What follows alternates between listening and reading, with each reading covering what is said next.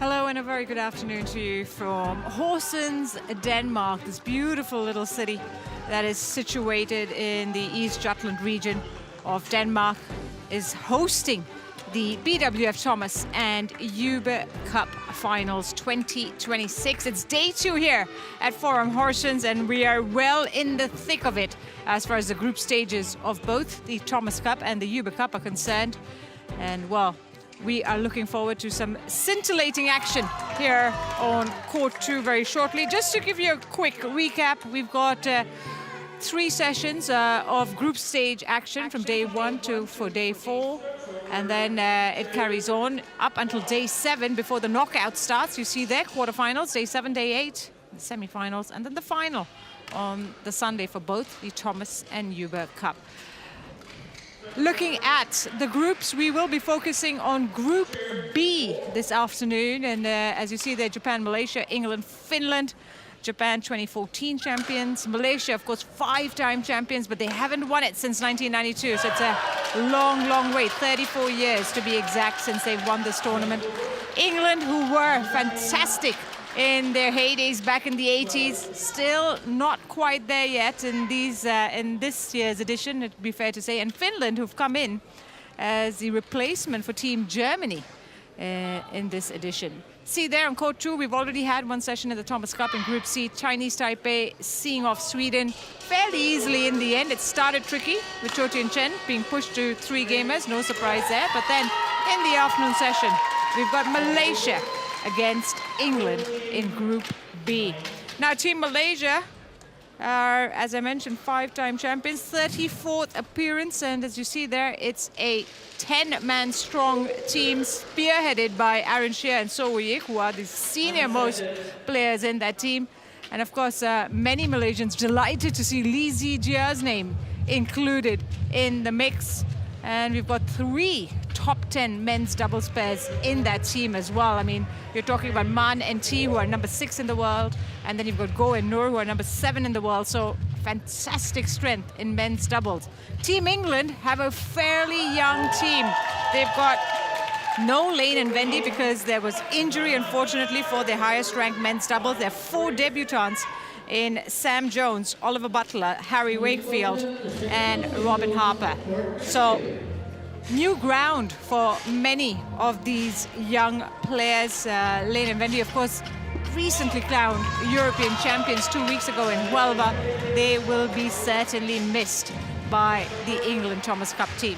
So looking at the lineup, the order of play, we'll start with the first men's singles, and many will be surprised to see maybe that Leong Junhao has been rested, and it'll be Justin Ho who will lead the charge against Harry Huang in the first of the men's singles. That'll be followed by the number 1 men's doubles, and no surprises here, Aaron Shear, So Woo-yik, the world number 2, is going up against a newish pairing of Oliver Butler and Samuel Jones. We'll have Sholay Aidil, who's the reserve player in the men's singles for Malaysia. He will take on the number 2 seed spot against Cholan Kayan of England. Second men's doubles, Man Wei Chong, T. Kai Woon. They have really gone with their biggest names in the doubles, taking on Alex Green and Zach Russ.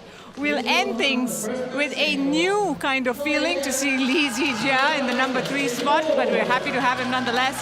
He'll take on Nadeem Dalwi of England in the 3rd men's singles. That's your lineup, and the officials have made their way to the court, so we're about to see the first of the matches get underway. There he is, Justin Ho, 22 years of age, a right-hander, is ranked 44th in the world at the moment. And following him is Harry Huang, 24-year-old, world number 62 is Harry Huang. I am delighted to join, or to have alongside me, former England player Ben Beckman, who is also familiar with being at the Thomas Cup. He's played for England twice in the Thomas Cup, Ben, and I am sure there's part of you that wishes he was still walking onto the courts there. No, not at my age, no, but I do remember coming out for Thomas Cup, my first debut was against Malaysia, in fact. It was in the Istora Senayan back in 2008. So I know the feeling well of walking out to face a strong team, which Malaysia have fielded for this tie against England. Yeah, and of course, you know, we were talking about how England are no longer the team they were back in the 1980s. I mean, that was the last time they beat Malaysia in the Thomas Cup. You know, their head-to-head stands at about 7-2, and those 2 wins came in 1982, 1984. I mean, yet they have gone for a very young squad. I mean, is this part of the growth process for England? Is it always seeking opportunities? Yeah, I think so. They are definitely looking to try and build for the future. And I think it's quite a positive time for Team England. They had a very good European Championships with, you mentioned Lane and Vendy, who unfortunately aren't here. They won the gold.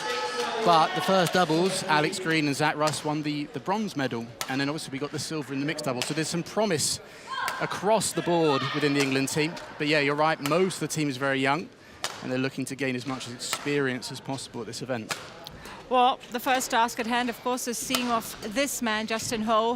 He has the unusual task of being the #1 men's single, something that he's not used to.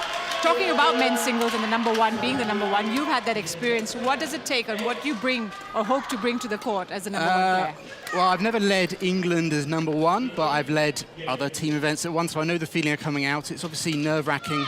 You want to get the team off to the best possible start. I remember, I think I read Kenneth Jonasson, who's the coach for Malaysia, talked about how a positive start in an event like Thomas Cup is so important, and that starts right here in this first singles.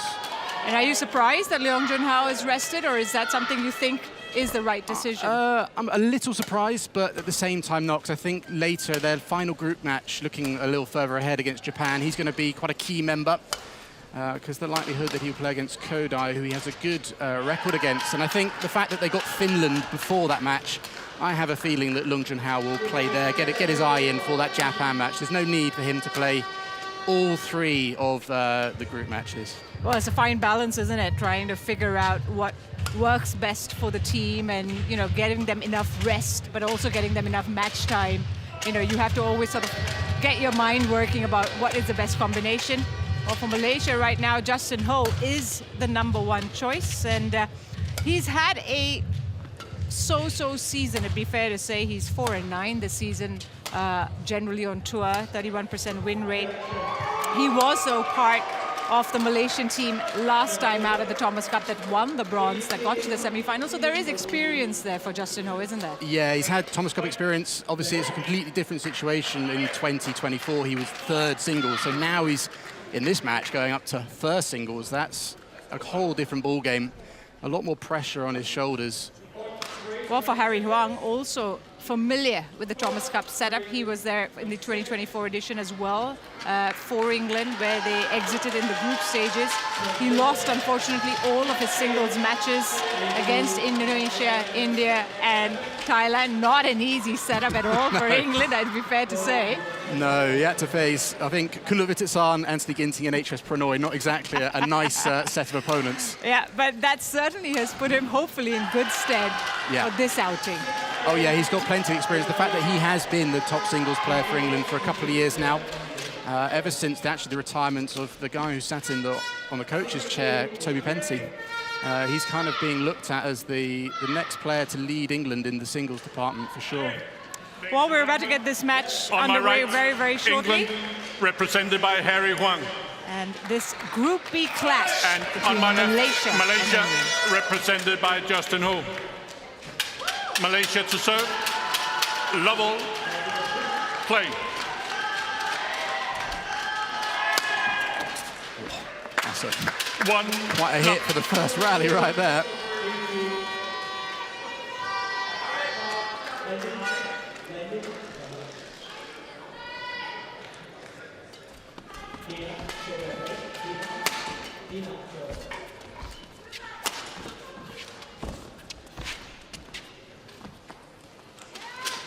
Just got the line.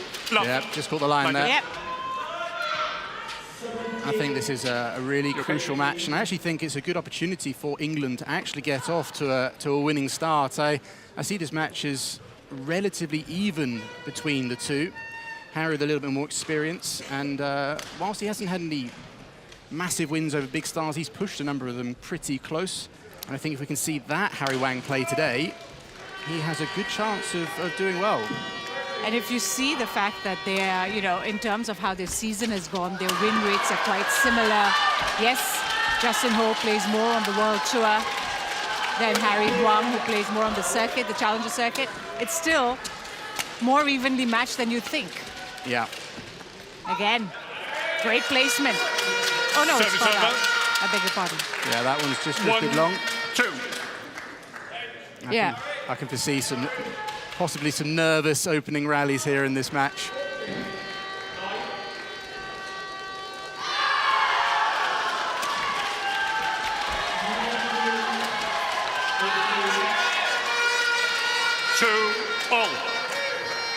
Well, it'll be a while before both these players sort of settle in and find their groove. It is their first outing, but Malaysia has a fantastic opening tie record where they've won all their opening tie matches since 2000, which is really impressive in terms of starting out. Certainly, they'll be very keen to keep that record intact here. 3-2.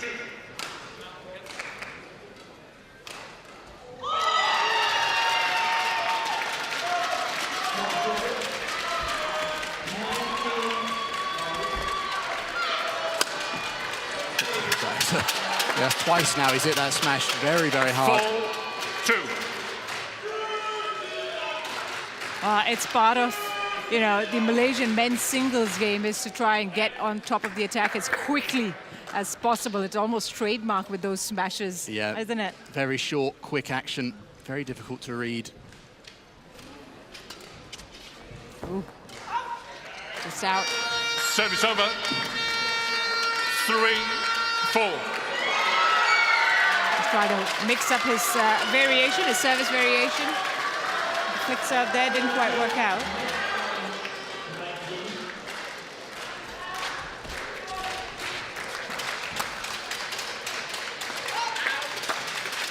Service over.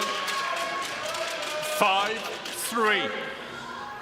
Yeah, I said I think this match is relatively even and it's big for both teams, but I think individually it's also huge, both in terms of the stage of the career that they're at. Harry Wang is, 4-5. like you say, he's performing more on the International Challenge and Series events. He's done well, especially recently. And I think he's at a stage of career where he needs to take a step up, and it's possibly getting wins at an event like a Thomas Cup.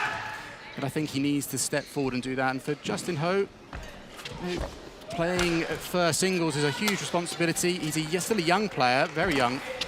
Service over. And obviously he'll be looking to try to get wins and step up in his career. I feel like they're both at a similar stage. Obviously different ages, though. Well, last time out in the Thomas Cup in Chengdu, he played 3 group stage matches, Justin Ho, against Hong Kong and Algeria. He won that, but when it came to playing Denmark, he lost to Gemta.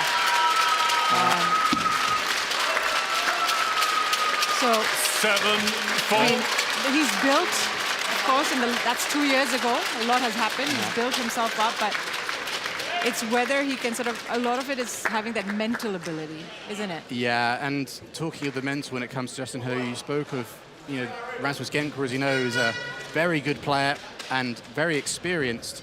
But it's actually quite impressive that Justin Ho was even able to play at those Thomas Cups, considering the year before he ruptured his Achilles.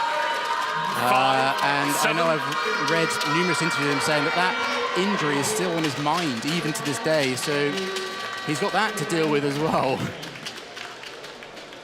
It's almost like a little bit of hesitation whether you go for certain shots, isn't it? Yeah, it feels like at any moment it could happen again. That's not a feeling you want to have on court. You want to be fully free. That's a nice shot.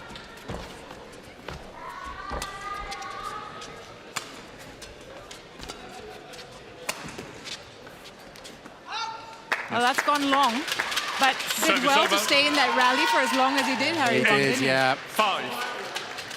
That's excellent judgment from Justin Ho, because I know we're quite far from that line. That didn't look too far, and he looked very confident in that leave. So that's good signs in terms of how he's feeling about this match.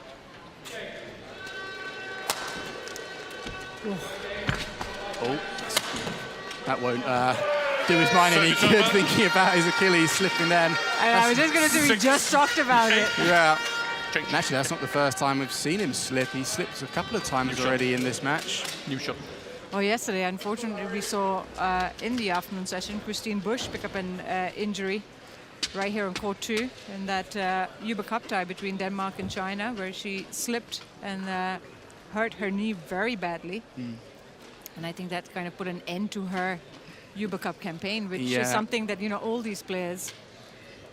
Oh, that was a nasty slip. Not just for his Achilles, but the way his knee double-backed as well.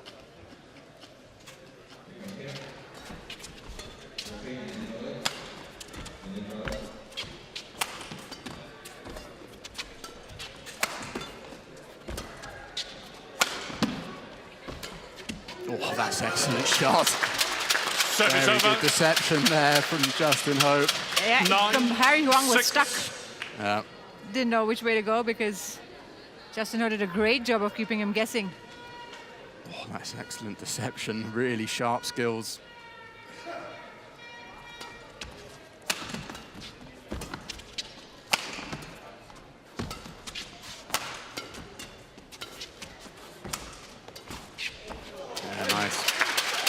Definitely coming into his own now, Justin Ho. Yeah, at the moment he's controlling the front of the court so well, stepping in very early there. At the moment it's Harry Wang kind of trying to hold himself in the rallies as long as he can. He's almost just trying to survive as Justin Ho's controlling the majority of the rallies here. Unsighted. Well, they'll review that.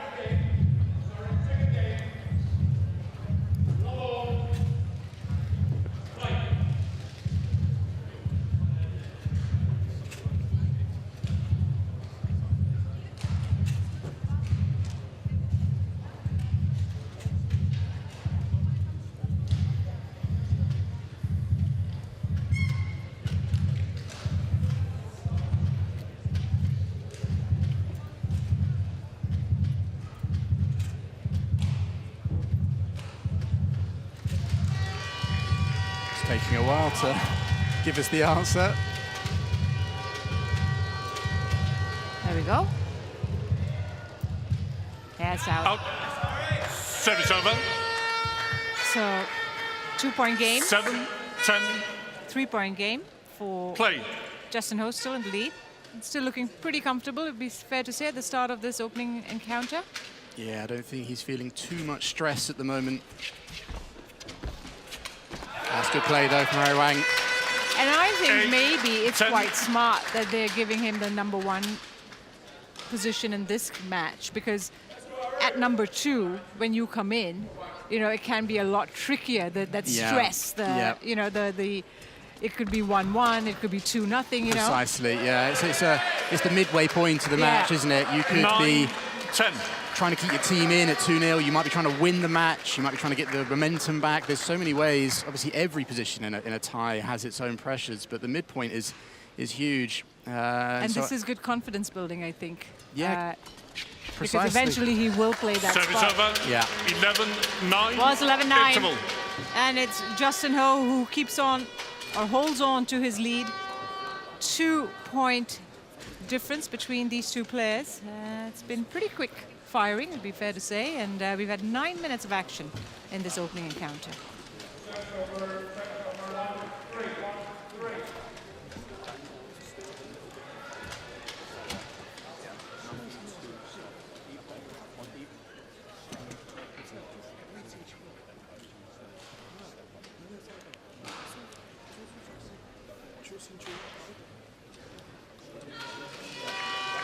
Court 2, 20 seconds. Court 2, 20 seconds. I think I caught two things there from Toby Pensy. One was in his overhead not to play too soft. I think that would give Justin Ho, he's a bit too quick coming forward. And the other one was, I think, to step forward a little bit on his defence, which I think would make sense as Justin's controlled the front of the court so well. He's got to find a way to gain control of the front court. It's so important in singles events that you can control the front of the court.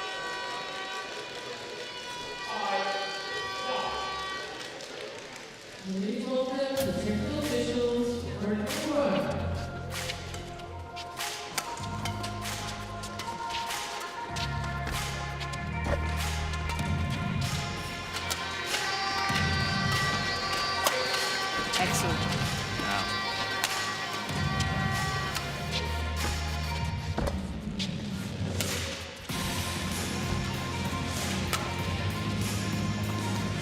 I'm not leaving it very well, Justin. He was just as confident, but 11. incorrect that time.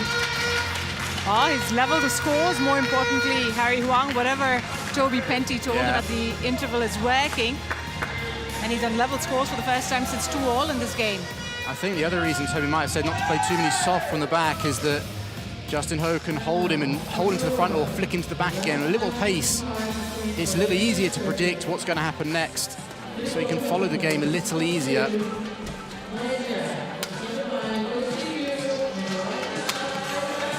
unlucky. Service over.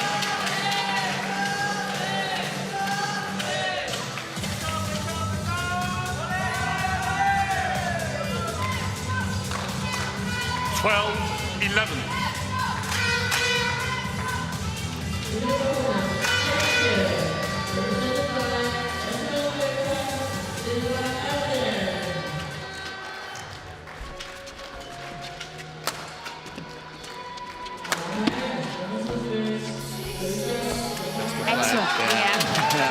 He pounced on that one. 13-11. We're going to probably see a few more of those battles from both players, both trying to take charge of the net. Well, it's still a 2-point game, plenty to play for. When you do that as well, you just send a message to your opponent. Service over. Well read on the serve from Harry Huang. 12-13. I think he got his revenge for that earlier deceptive shot.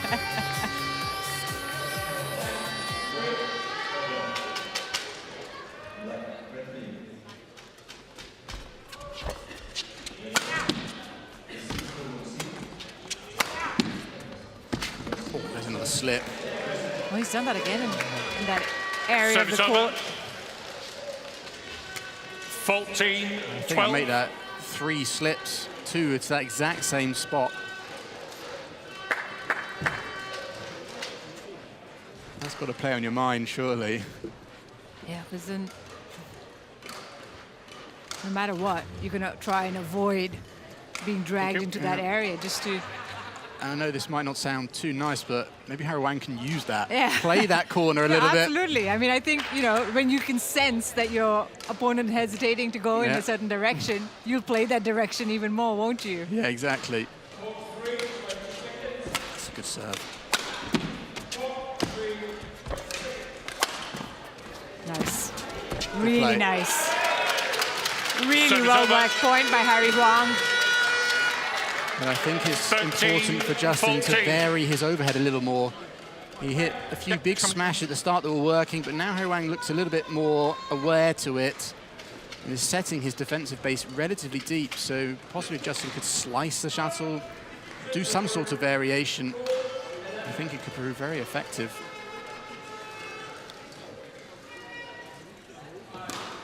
Well, he's just about holding on. He's had the lead since the start of this match. Justin Ho hasn't let that psychological advantage go just yet, but it's getting a little too close, 13-14.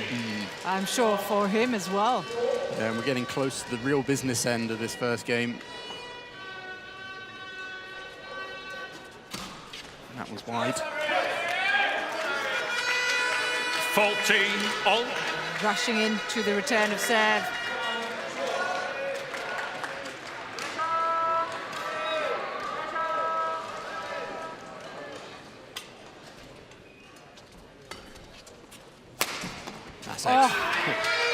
He's picking things out now. Yeah. Harry Huang 14. takes the lead for the first time. But this is the kind of badminton, I mean, I can remember seeing Harry Huang when he was a young player playing the junior tournaments, and he always had this amazing ability, a good court craft, and so I'm just glad to see that he's starting to kind of show that. It's a bit like what I said at the start, he needs to show the kind of badminton we know that he's capable of. He's definitely capable of winning this match.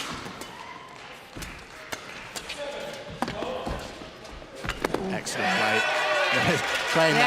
Playing that corner though, right at the end. That Absolutely. 16-14. And you could see the hesitation in Justin Ho's footwork. Yeah, and I think if we see on the replay, I think he actually slipped again. Not as majorly. Oh no, maybe not, but he didn't look as confident lunging to that corner.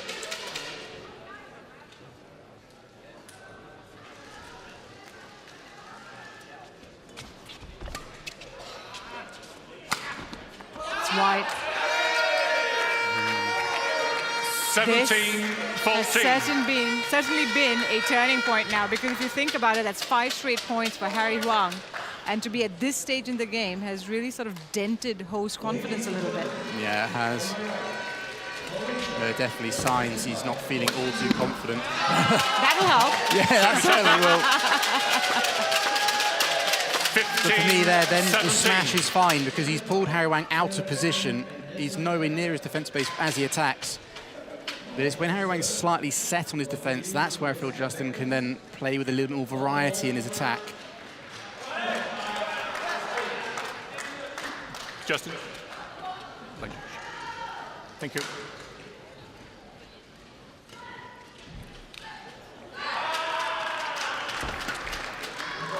Oh, super defense from Justin Ho 16, there. 17. Across his body. Still like the fact that Harry Wang was looking to attack the serve, though. He can't go too passive. He has a chance here, doesn't he? Yeah, he certainly does. It's a good flick serve. Superb. 17 all. Back on level scores. 3-point advantage quickly vanishing, or vanished. I wonder what serve he'll do here, Justin Ho. Will he flick again, or will he go for the low serve and be ready for the fast push? I think Harry's going to do a faster return here. Oh, managed to go early.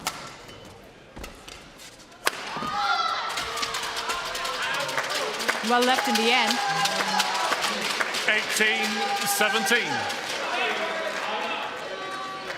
Justin Ho showing real mental toughness there. Having seen the scoreline turn away from him from 14-17 down, he's gone on a 4-point run. Service over. That will hurt. Yeah. He worked so hard to win a point, Yeah. get the advantage. I do get the slight sense this opening game is pretty important for both players. Just the momentum you can win and we'll take that into the second game. Especially, I feel, for Justin, as he has led the majority of this game.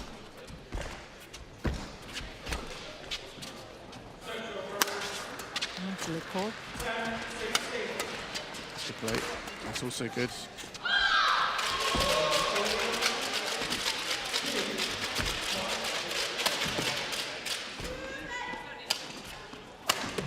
Brilliant.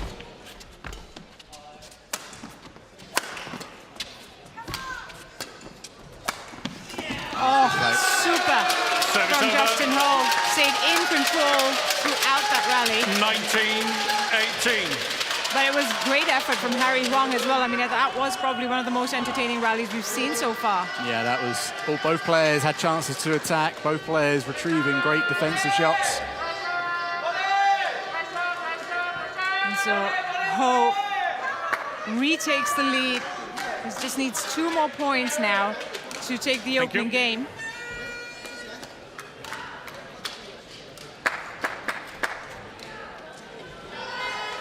But we've seen many times in this tournament, even 1 point sometimes can be a dogfight. And Harry Wang certainly isn't going out anywhere. He's very much in it.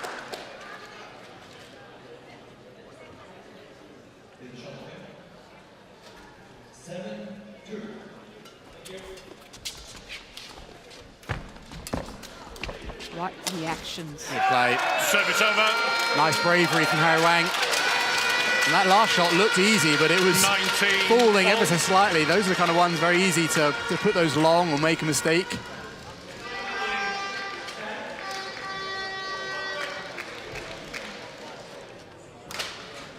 $19-all.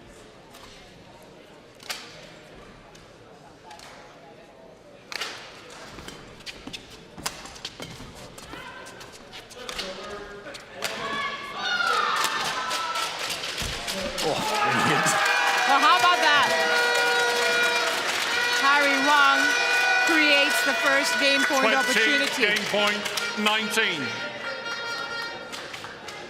I absolutely love this final shot, reversing across it. So easy to go cross-court on those ones. brought the body to reverse across it. So the solitary game point to Harry Huang.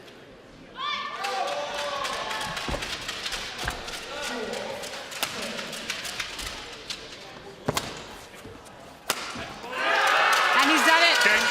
Harry Huang makes the most of the First opportunity. game won by England. And he's taken the game of 21-19. Justin Ho, 21-19. Showed fantastic mentality there.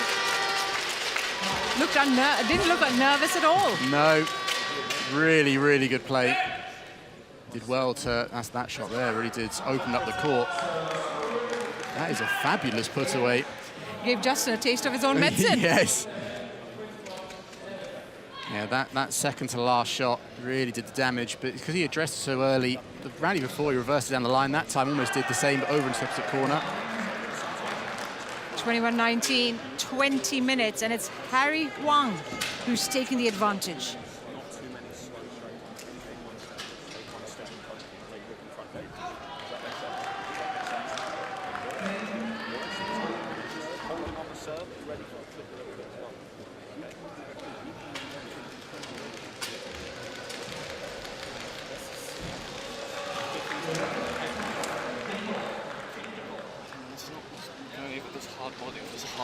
Yeah. Clearing out is Yeah. a bit difficult. Yeah, but your investment in getting to the shuttle in these positions where you can just hold a little bit longer. Yeah, from the backcourt in general. Yeah, and then from him, just watch if you put pace in the midcourt, he does come with these, especially down your forehand on his backhand. Yeah, really good response. This second half of the set is so much better. We're not just playing on autopilot now. Yeah, we're really thinking with the intent. Yeah, okay, and again, yeah, okay. Court 2, 20 seconds. Court 2, 20 seconds. Oh, some good advice from Toby Penty there, wasn't it? Plenty of good advice. I like the affirmation at the end to say how much better you played in that second half. Because you were on autopilot, you were thinking, you were in the moment, how it takes to win each rally. What are you going to do to apply pressure to Justin Ho? Or how are you going to do when you're on the back foot? How do you deal with that and not allow it to get any further away from you? I thought that was really good. You also mentioned something about the soft one again, but more specifically, not too many straight soft.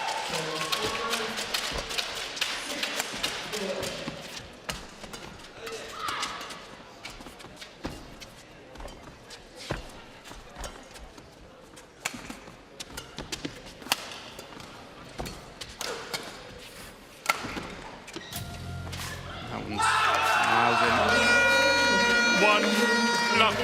It's going to be very interesting how Justin Ho reacts. Yeah, I was going to to say that we heard, of course, we only heard the England side of the advice. It'd be interesting to hear what Kenneth Jonassen would have said to Justin Ho, because he didn't really do anything wrong in that first game. It just that Harry Huang also stepped up and made it more even. Yeah. The only thing I could imagine is maybe what I suggested of a little bit of variety in his overhead at times. But, you know, I'm sure Kenneth Jonassen is very experienced, and you have Tae-Soo Bok, who was a coach for Lee Chong-wei for many years, very experienced. I'm sure between them they have a good game plan. Well, right now, Huang is picking up from where he left off in that opening game. If he can get above the tape from the front of the court, he's got plenty of variety. Little chops, little slices, reverse down the lines.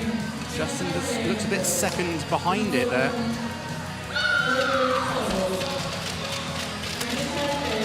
Again, he's just able to open up the court so easily at the moment. His first 3 points, he's exploited the court. I have a feeling, obviously, there's drift in this horse slightly. And possibly it seems to be going away from us. And I think Justin might struggle or not want to clear as much like we did there. So Harry Huang stepping forward was an excellent choice.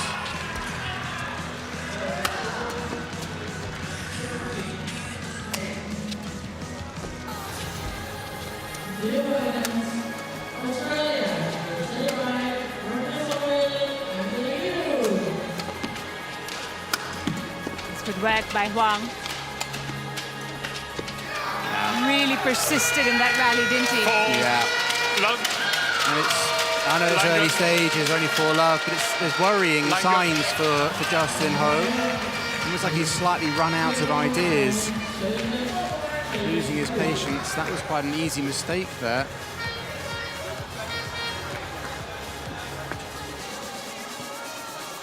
And Harry Wang is going to have to hammer that home. I'm sure Toby's there going, telling him the same things. Maintain this pressure. Stay on him. Stay on him. Don't give him any chances on court. Thank you. I mean, the last time England won a men's singles against Malaysia was 1988. Wow.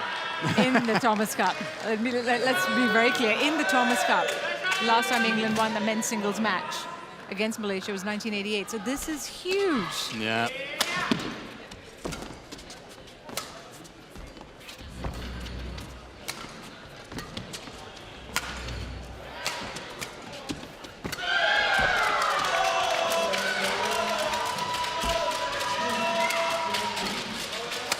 Brilliant. That's nice play. Service over. 1-4. He works his way through that point, Justin Ho.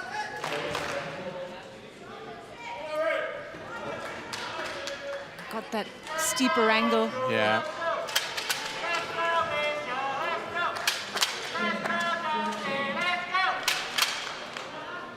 It's finally on the scoreboard and gain 2.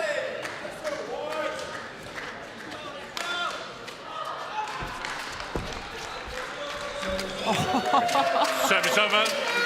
Fabulous net exchange. Yeah. 5-1. Harry Wang keeping it as tight and as close as possible. Yeah, we've spoken about net in general is so important, even more so when you play in a hall where there's an end-to-end drift.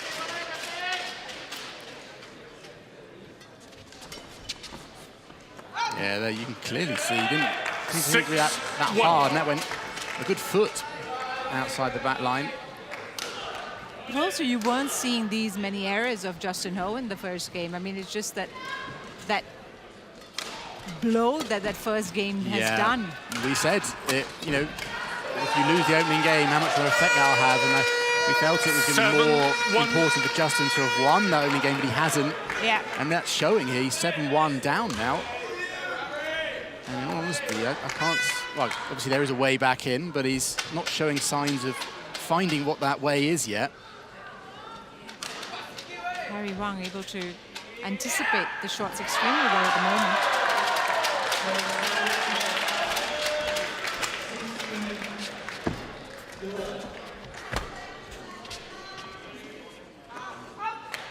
It's close, yeah. England challengers called out.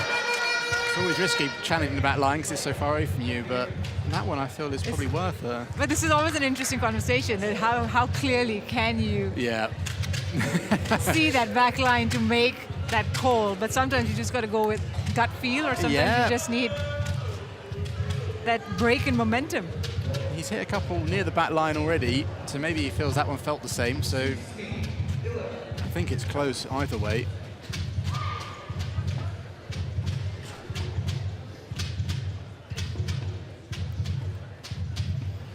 Challenge unsuccessful. 1 challenge remaining. We didn't see that. We'll take the umpire's word Service for over. it. 2-7. So it was indeed out, Play. which is what the line judge had called it. And an unsuccessful challenge for Harry Wang. He has one left early into this second game. It's good play. He's finding Service the over. lines beautifully. Harry Wang. 8-2. Excellent control. And there's a clear big effort from Harry Wang to step forwards. I mean, if he goes into the break with that kind of gap, that's a huge deal. It'll be a real mountain to climb for Justin Ho, that's for sure.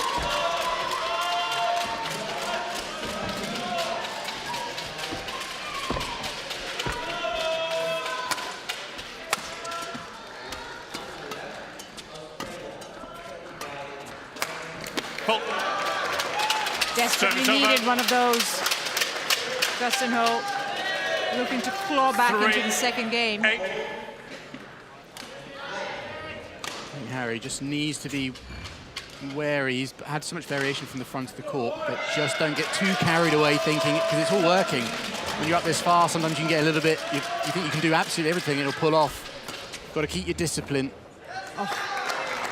Perfectly put away. 4, 8. But I also think that he has to be ready for Justin Ho to mount that comeback. Oh, 100%. Right? Yeah, like Justin. you can kind of say, oh my God, the score is 8-2, but not fall into that trap. No, you can't lift your foot off the pressure, off the pedal.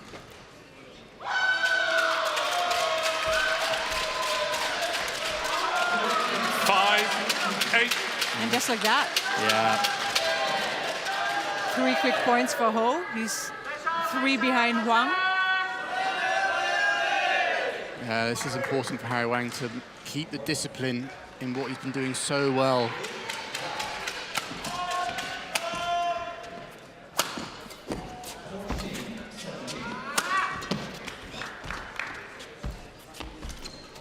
Oh, brilliant. Really well picked out by Ho. 6, 8. And it's a shot in that rally where there might be a solution for Justin Ho. That hold, I'm not sure if we'll see it. Well, we won't see it from this angle, but he did a little deceptive low hold to that shot there. He did it a couple of rallies earlier, and it really kind of made Harry take it so much later on the court, and then it just opens up opportunities further down the line. Yeah, that one just caught him slightly late. 2-point game. Justin Ho on a 4-point run.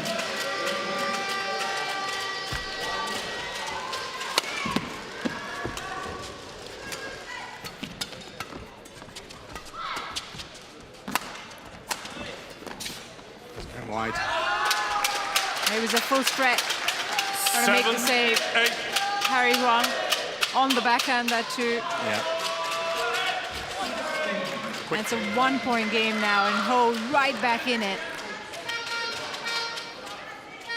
This is good character from Justin Ho. I said he looked very dejected, like a few minutes ago. Yeah, I mean, we were expecting this kind of response when game 2 started, Yes. right? To get right back in it from Justin Ho. It's taken him a while, but he is indeed back.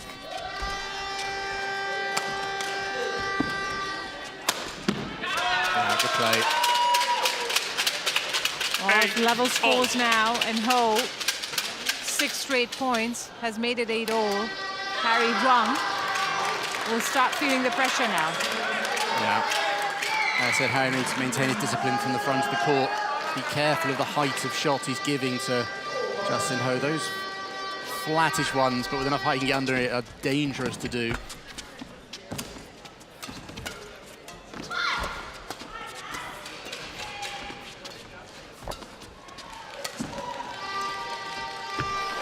Service over. Right idea.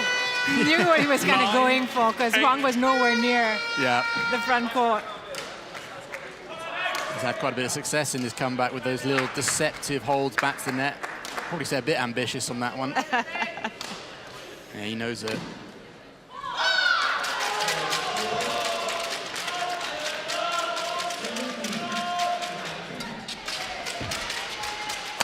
That's good play from Harry Wang there. 10-8. Yeah. Huang needed that break of momentum. That last error from Justin Ho to just stop that run of points. It seems both players need to be careful on the height they give their opponents with lifts at the back, because both players have shown they have lethal attack both ways from both sides. There we go, there's another example. That lift's a bit too obvious for me. 9, 10. I think once in a while Harry Wang could do an in to out where he'd go down the forehand side, show that same shot and then change off the angle. Just once or twice, I think would be...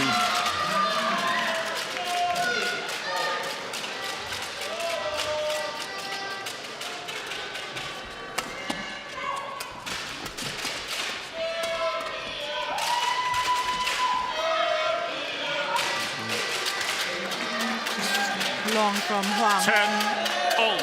And it's 10-all. And Ho will be desperate to go into the break in the lead. He's sending a signal to his opponent.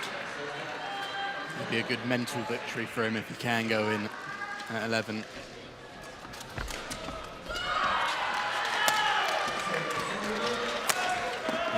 lift again. 11, 10. It's a little too gentlemen. obvious for my liking and a bit too flat. It's a perfect height for Justin just to jump on. Yep, puts it away with ease, Justin Ho, and it's 11-10 at the mid-game interval. Plenty to discuss from both ends.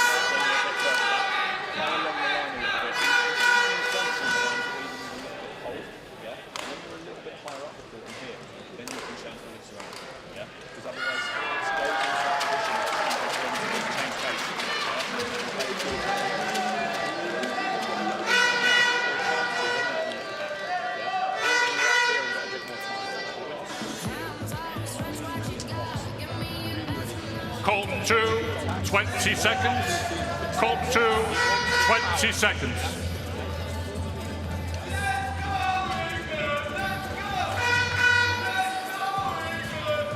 Yeah.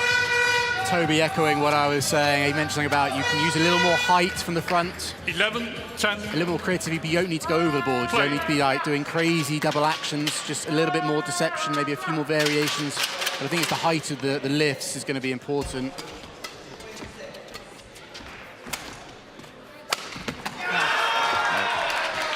Big hit from Harry Huang.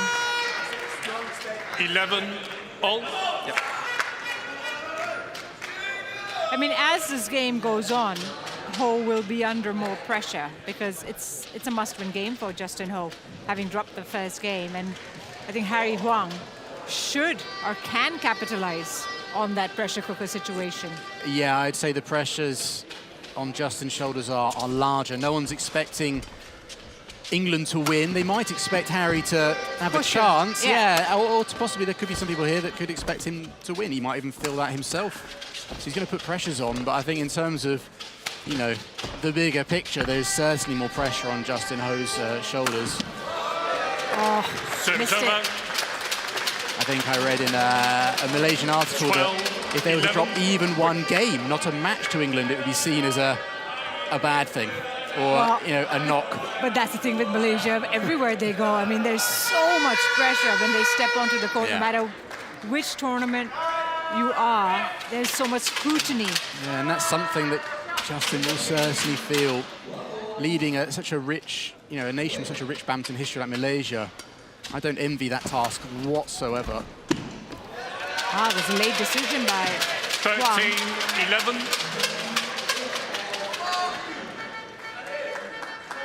Unfortunately, led to him losing the point. Yeah. I think Justin Ho is definitely feeling the need, the pressure to deliver here. He's been picked as a #1 singles. Oh, that's good defense from Justin Ho there. That's not far long, but it is long indeed. 14, 11.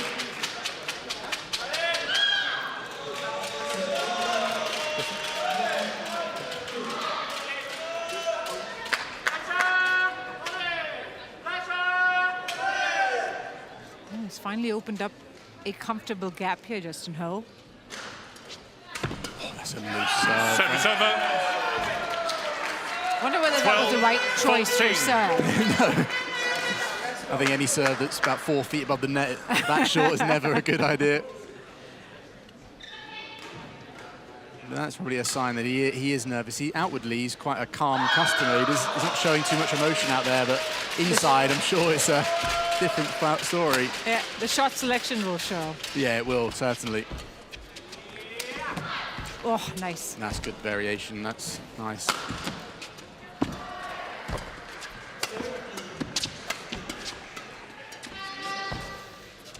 Good shot. I like that clear. Oh, brilliant. That's Service tremendous. That's a fabulous shot. 15, That 12. is quality shot making from Justin Ho. I mean, Harry Huang did well to keep that rally alive for as long as he could, but Ho with a top quality winner there. Yeah, that was a super shot. That was. I mean, that's an amazing angle. Kissing the sideline.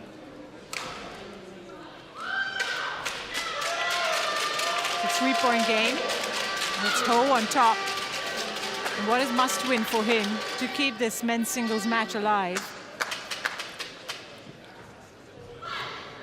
15-12.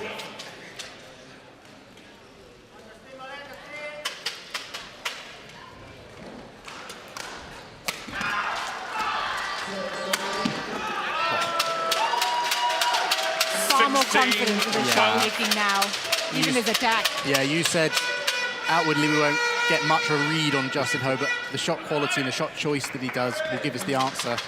The last few points have shown us that he's maybe starting to feel a little more confident in this game. Yeah.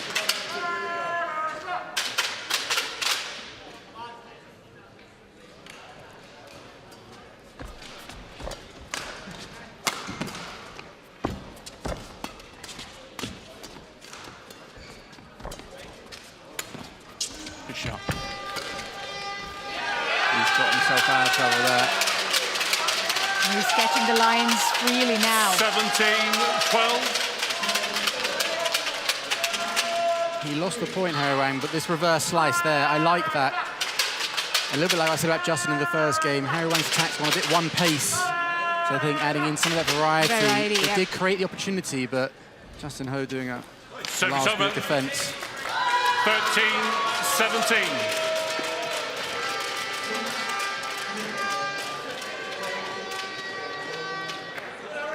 Four points ahead, 4 away from pushing this to a decider. Justin Ho.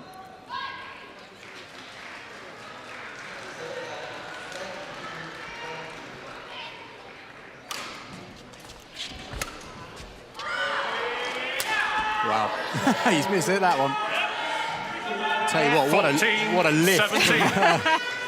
I mean, that was not an easy shot to make for Ho. And those shots where they're coming down and you with snow on it and vertical. I've seen a few professional players completely air shot those ones. You'd have to time that really well, wouldn't you? Those lifts are sometimes more difficult than the flatter ones.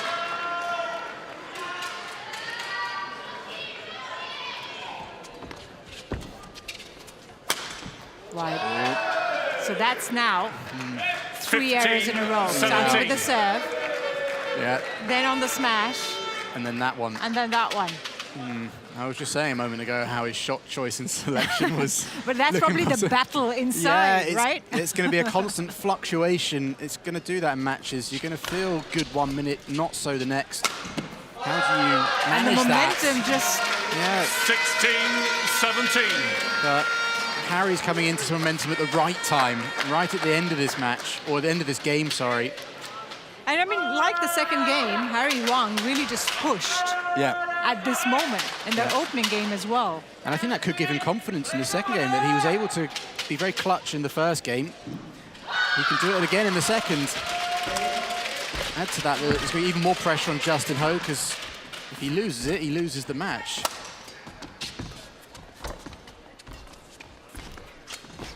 Oh, he missed it. Oh no, Malaysia he's got the line called in. I over-jumped. Couldn't quite catch that, but... It's called in. He's challenging it because that was close. Did you think it was in, or did you think it was... I think it was out. Okay. But The way it came off his I racket. know better than to, Yes. you know, put any kind of affirmation on that. But You're it right. is out. It is out. Correction, out. So it's a good challenge from Ho. And it's a massive difference between 18-16 and 17-all. Service over. Yeah, huge. Absolutely huge. 18-16. But thank God for Hawkeye. I know.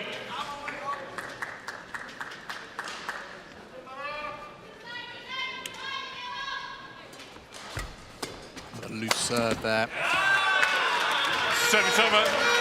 Bit of a giveaway from Ho on that point. 17-18. I feel like the positive return from Harry. You have to do something with it. And also make him feel better after losing out on that previous point. Oh, there's another miss hit. Wow. This is the pressure. Yeah. 18. This is definitely the pressure showing for Justin Ho, unfortunately.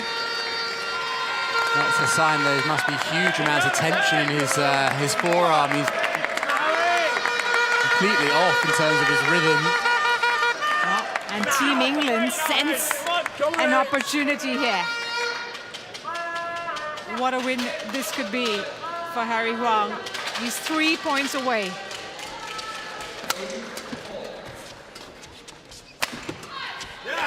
Make that 2. 19, Ho sends 18. his backhand right into the net.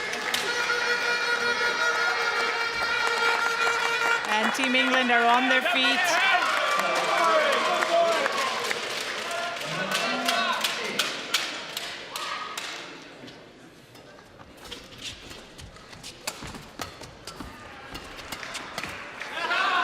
Service over.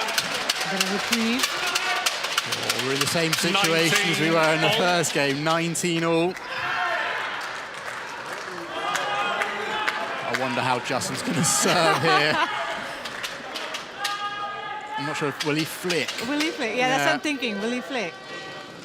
Yep. But Harry Huang was ready for it. Service over. Didn't have the same control. That's a sign. He went all in on that when it was not necessary. Well, it's match point for Harry Huang. 20, match point, Just the 19. one. Are we going to see is it in, what, 38 years? Yeah, 1988. It's as long as I've been alive.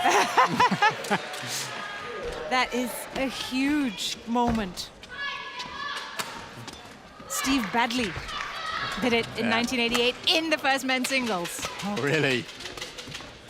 And he has. Wow. He's done it. Harry Huang Huge win.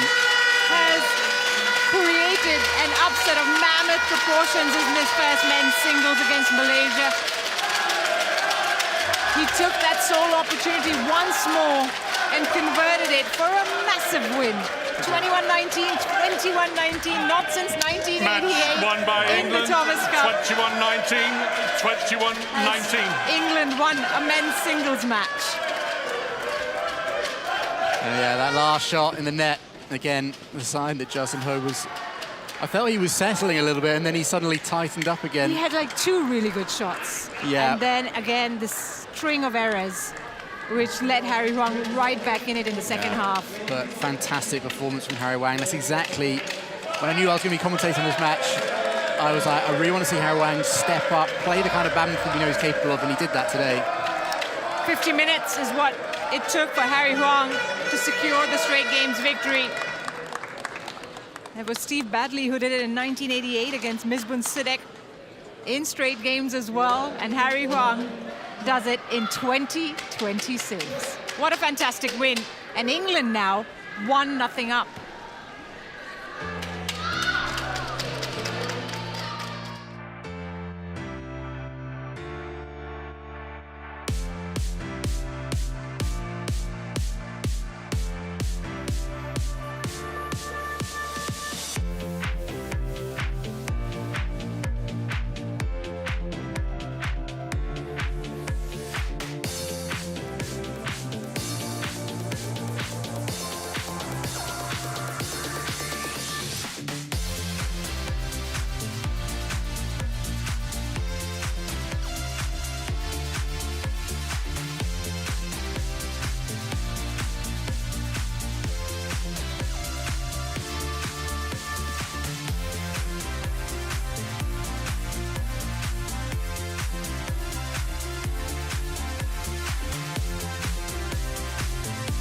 Coming up, we move on to the #1 men's doubles match, and that is between Shea and So and Butler and Jones. That's what's coming up.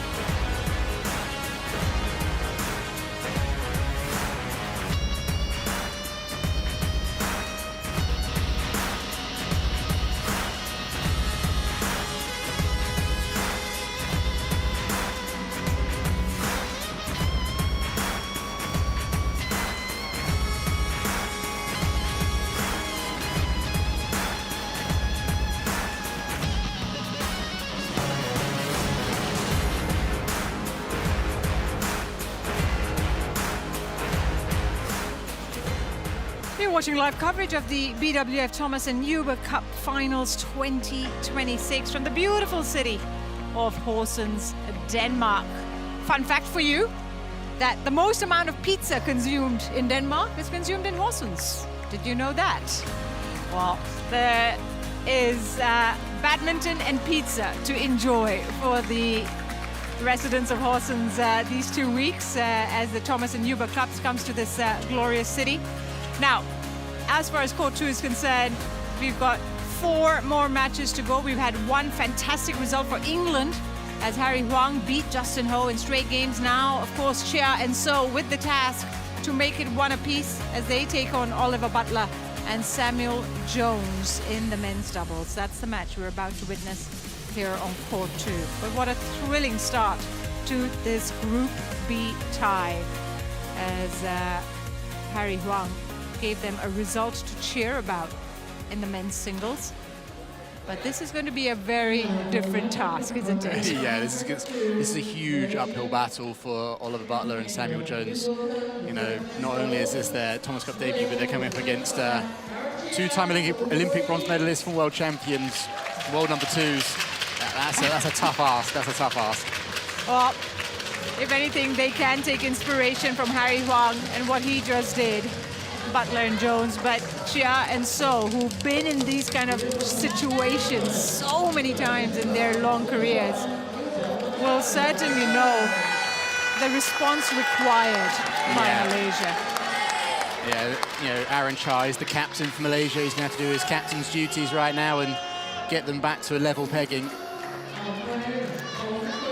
Yeah, he has led from front before, Aaron Chia. He's been the captain back in 2022, and then So Yik was the captain in 2024. So these two have been the guys that Malaysia have turned to time and time again. Yeah, they're senior players, the most successful. They'll be leading this team. Well, Malaysia, as I mentioned, they have such pedigree in this tournament. Last group stage effort exit for Malaysia was back in 2012. So you've had 26 years where they've always made it to the knockouts. They're that kind of team where, you know, no matter what the scoreline suggests, it's always that chance, that opportunity for the comeback, and that's what they'll be looking for in this match against a young pair in Butler and Jones.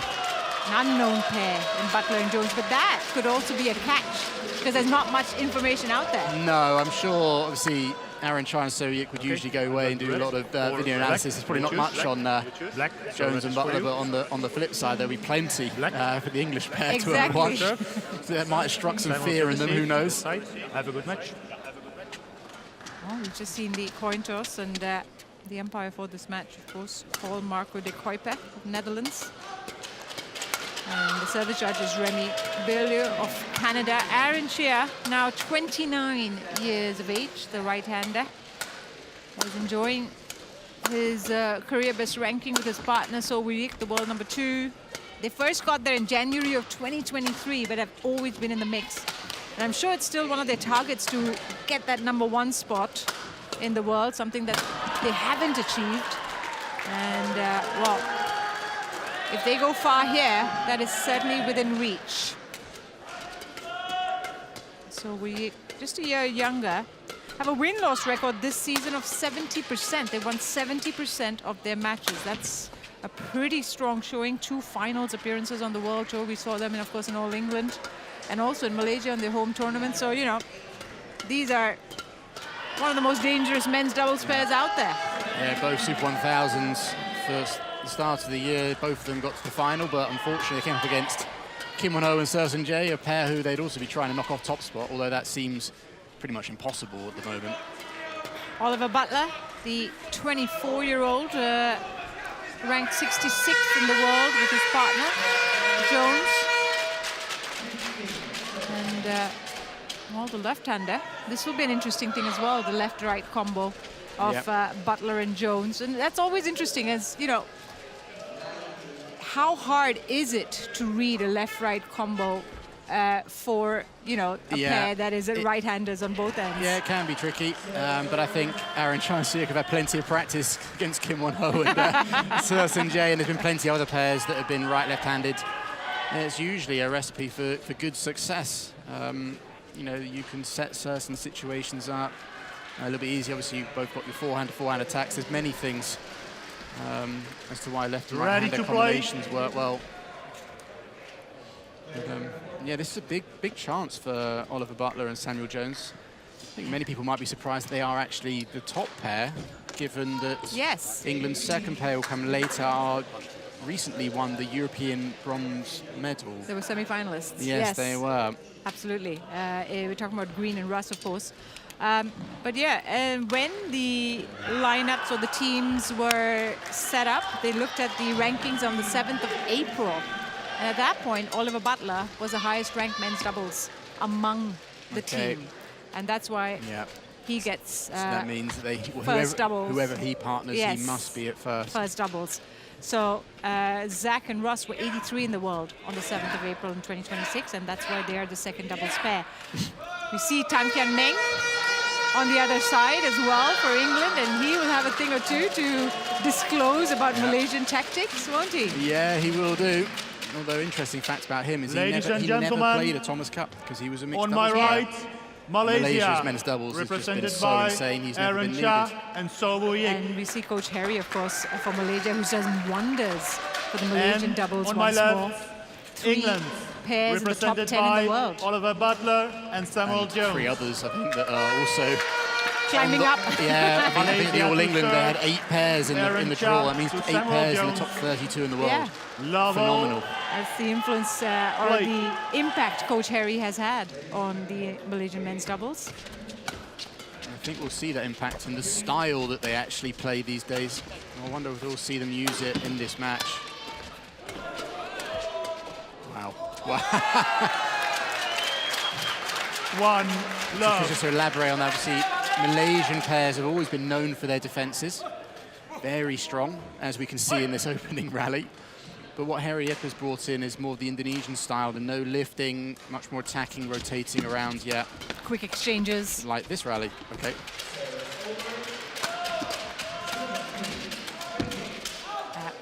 Did well to get out of the way, Aaron Shea. 2 love. 5 Thomas Cup appearances for Shea and So now. 2018 was when they debuted. Service over. 1-2. A permanent fixture in the Malaysian team since. Of course, the bronze, the much-awaited medal came in the last edition for Malaysia. Service fault called. Too high. Service First over. time we're seeing that in this 3-1. tie, service fault.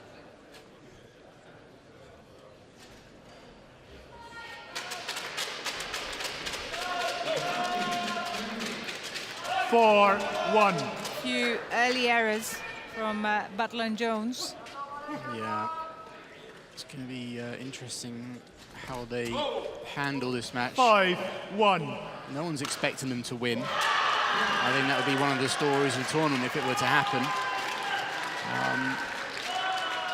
And so obviously them being their first Thomas Cup, and your first match is, it's one of their first matches for England as well, to play it comes against such a pair. It's a daunting task. And the first thought in your mind, other than you want to enjoy it, is I don't want to get beaten badly. Yes. It's not a thought you should have, but it is certainly one that comes into your mind. And with a 6-1 start, that thought will be starting to really come to the forefront.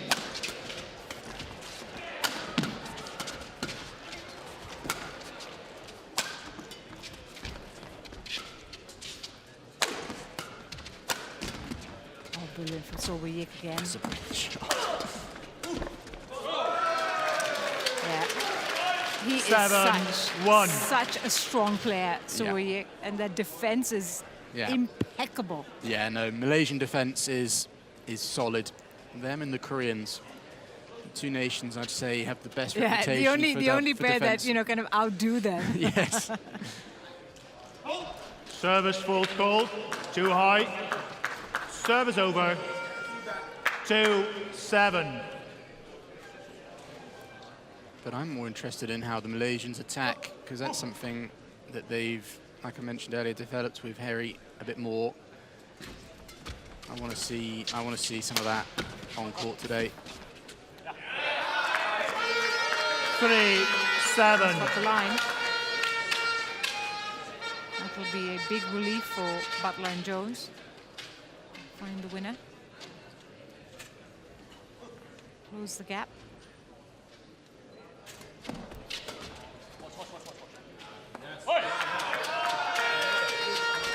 Nice 4-7. run.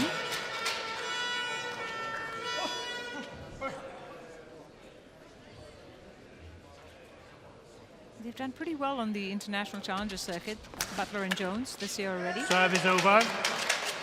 8-4. Polish Open semi-final, Swedish Open title. So, you know, while on that circuit, they have established themselves, I'd say, as a formidable, not formidable, but a strong pair. This could be a different kettle of fish. 9-4.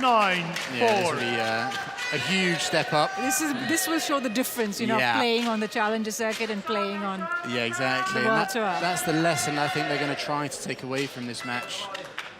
Is just to have that experience of playing one of the best pairs in the world.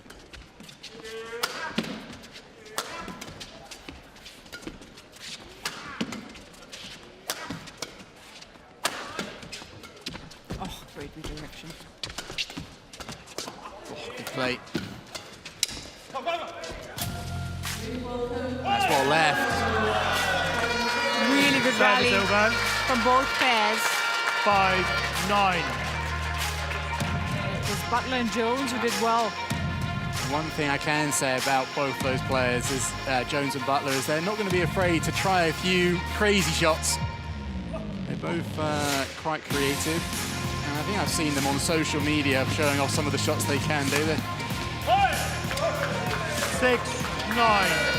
And they've got probably some of the best sparring partners in Lane and Bendy. Yeah. Although, Right. Lane and Bendy have recently gone independent, but they still train at the National Centre, so Yeah. I'm sure they get chances to spar. And I was reading somewhere that Lane and Bendy are sort of Unsighted. experts in handling Malaysian pairs, especially. Yeah, they've had some good wins. The only Exactly. pair I spoke to, Lane and Bendy, the only pair that they've not beaten from Malaysia is actually Man and T. And they couldn't give me a reason as to why. They haven't figured that one out, but you know, they did also say that Aaron Chow is the best men's doubles player for Malaysia. If he's on it, he's almost impossible to play. beat. Yeah, Yeah. he's so good. Yeah. But this is a good start. Well, it's a good little run of points for Jones and they Butler. won 5 of the last 6, Butler and Jones, Yeah. which is a... Yeah, it's much better to look down at 6-9 than earlier at 2-7. In. It's called in. 7-9. A big yell Play. from the English camp. Made it a 2-point game.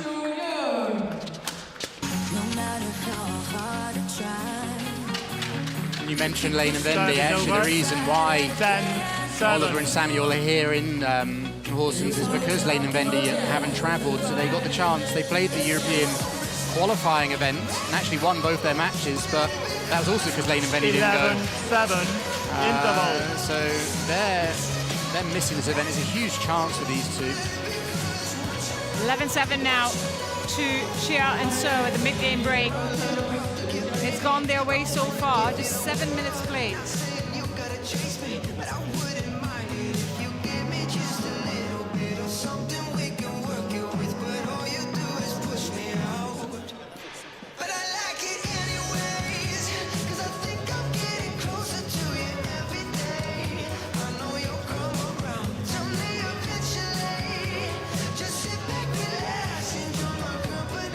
Court 2, 20 seconds. Court 2, 20 seconds.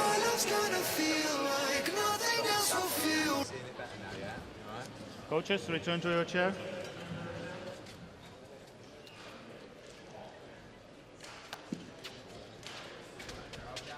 (11-7).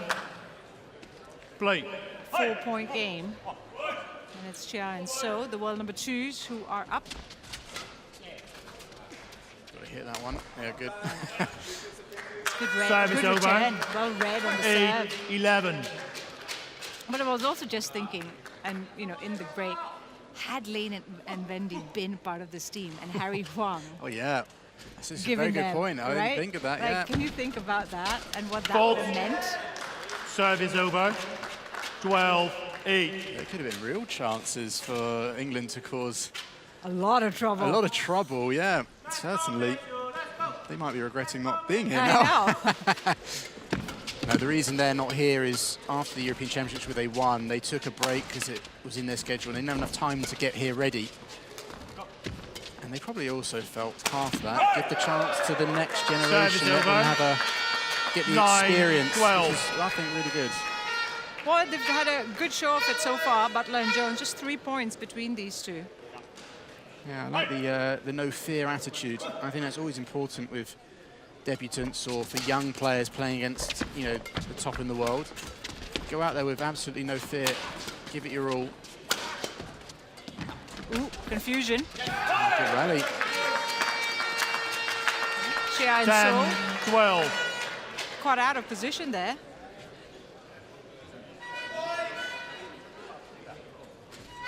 Yeah, it was So Yik who decided he wanted to step in, cover his partner, and that just created a whole lot of space. Serve is over. 13-10. But also when you're playing your first tie at the Uber Cup, you know, you've had a lot of practice. Of course, there's a lot of build-up coming into your... But when it's the first match, there's almost like this feeling of dusting off the cobwebs, isn't it? Yeah, it's completely different playing in the actual competition than the practice, even if you've practiced on the courts. You know, with the umpires 14, there, the service 10. judge, a crowd. Yeah.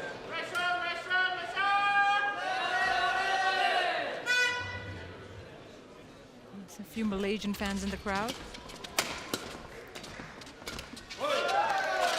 15-10. They're keeping it really tight and close to the net, aren't they? Yeah. Xia and So. Thank you.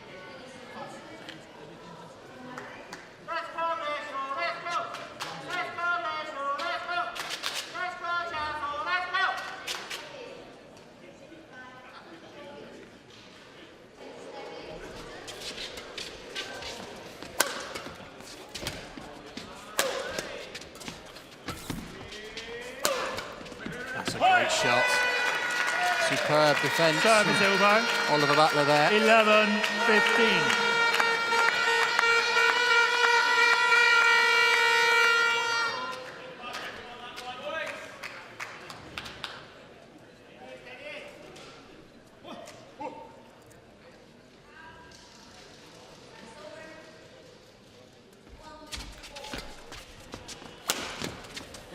Did that come over? Serve is over. No. 16-11. Oh, it was a slightly nervy serve. The shuttle caught the tape and rolled over. They're playing very fine margins, aren't they? Yeah, that is men's doubles in a nutshell. Oh, great. Serve is over. 12-16.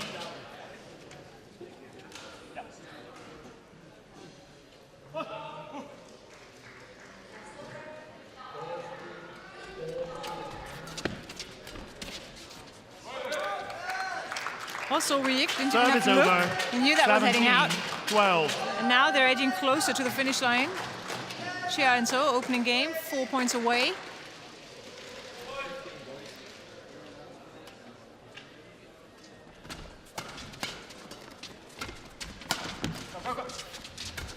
Good play. Excellent play from both players. Serve is over. I think the Malaysians are finding it a little hard to kind of, obviously they haven't never played Samuel and Oliver before. Probably not really seen much of them. And add to that the fact that Thank you. both Sam and Ollie are playing with such variety. They're a little bit unorthodox in some of the shots that they choose. And I absolutely love that. They might as well use this unknown factor about them to the maximum. It's a good serve as Yeah. well.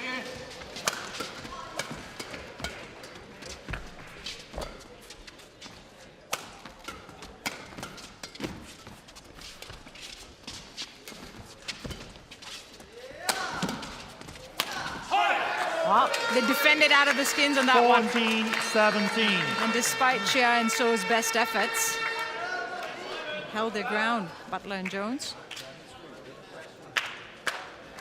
Drawing the error in the end. 3-point game.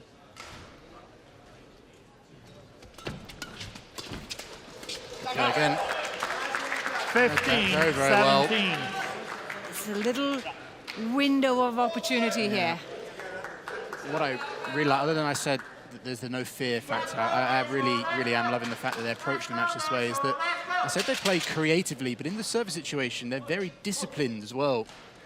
It's not crazy shots for crazy shots' sake. There's a real reason they're doing them. Serve is over. 18-15. Which is always, I think, for young players that are overly creative, sometimes it's easy to overspill.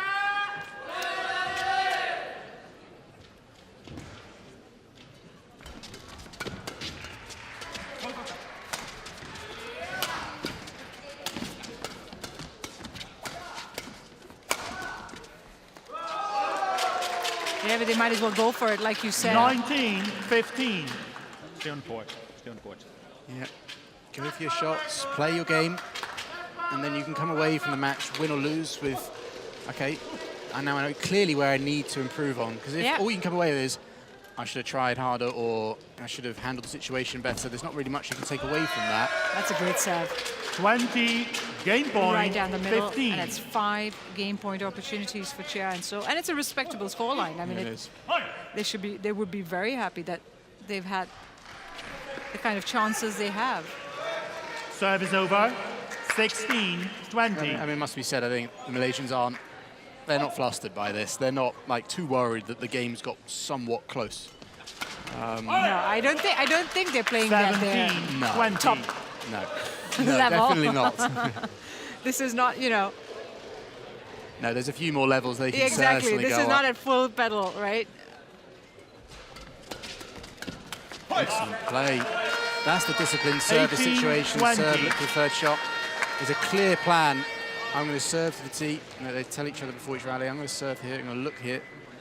And they're getting a lot of them right. That's a nice shot. Lovely shot. Excellent Really, play. that is 19, a really nicely 20. worked point by Butler and Jones. They have saved 4 game points. Just one more. I'm not sure anyone could have foreseen the game would get this close. I think Chia and So will have to take it up a notch. Out. Oh, that's a real shame. Game. To play such a good opening game for it to end First on game that. won by Malaysia. 21-19. 21-19. Butler and Jones falling just short at the end because they had saved 4 game points. But it is Chia and So who prevail. And we've had some entertaining men's doubles badminton so far, 15 minutes played.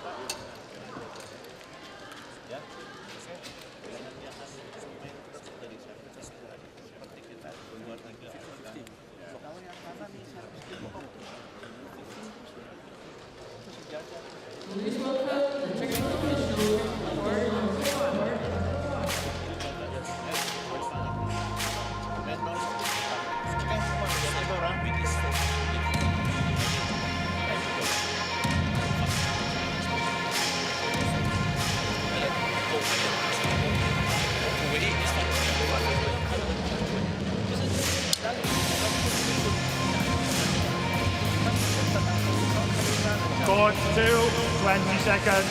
Court 2, 20 seconds. Oliver, stand up. Well, plenty to talk about from both ends. You could see both pairs' deep discussion. Yep, lots to Second talk game. about. Because I don't think Chia and So expected it to get as close as it did either. You know, obviously, my Malaysian/Indonesian is not strong enough to understand what Harry was saying. Play. You and me both. But Tan Kiang Mang was saying, I didn't hear much of it, but in the 50-50 areas, look to play soft and then move forward. And I think that's very, very important. For 50-50, I wouldn't take on a pair like Aaron Tran So-yik in the flat game too often, in the fast flat game, that is. Look to play soft, and there's a perfect example. Play soft, Service move in. over. 1-all. It's always been more of a European style to take the speed out of the game, especially against Asian pairs. Nothing.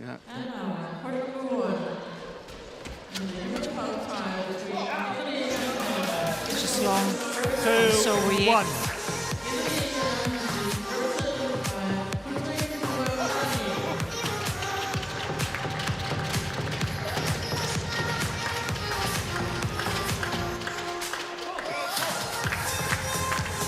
Service over. 2, Well, for all. Chia and So, I think there's a point to prove here as well, given their performance at the Asian Championships a couple of weeks back in Ningbo, where they came undone at the quarterfinals, and it was another Korean pair that got the better of them. Yeah. That time it was Cam and Yerk and Ki Dong-ju. Yeah. Had a fantastic week getting to the final. It was a really good game, actually, that quarterfinal Yeah. between those two pairs. It was 28-26. Yeah. But even though they were the defending champions and they weren't able to defend their crown loss earlier, I'm not sure it's going to knock their 3, confidence too 2. much, because overall, 2026 has been a pretty solid year. Yeah, I mean, and if they do well here, that'll be plenty for them to go home and be happy about, Chia and So. And getting to the knockouts, of course, is almost expected. Yeah, I would say most people are looking at themselves in Japan. Difficult to tell who will come out on top between those two. 4-2. Those two, and then obviously you're fighting for the medals, and I'm sure Malaysia would love to be in the medals once more like they were 2 years ago.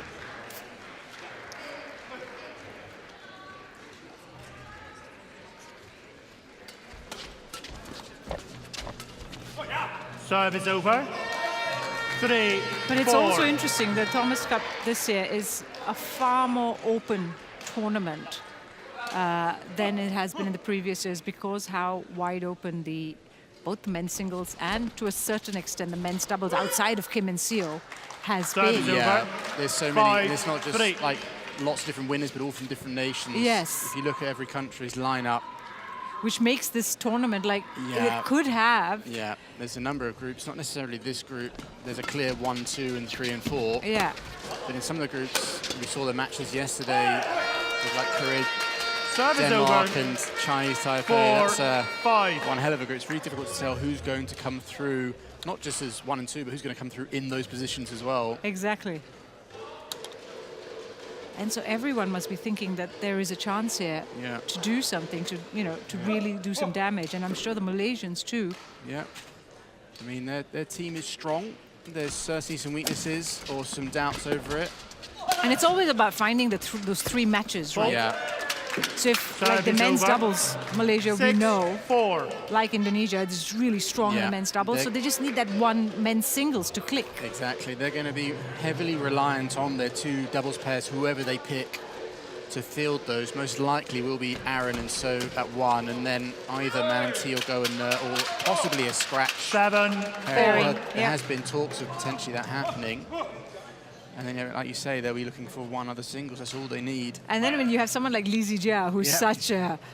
such a high quality player, and you know, yes, it's not been his time these last couple of years, Yeah, but he's always dangerous. Exactly. And he has huge experience in the team event situation. Service over. And has delivered many 5, massive wins 7. for Malaysia throughout the years. Actually, funnily enough, talking of Lee Zijia in third singles, there's a few teams that have that similar. but yes, exactly. That, and which is why this Thomas Cup is so interesting. Yeah.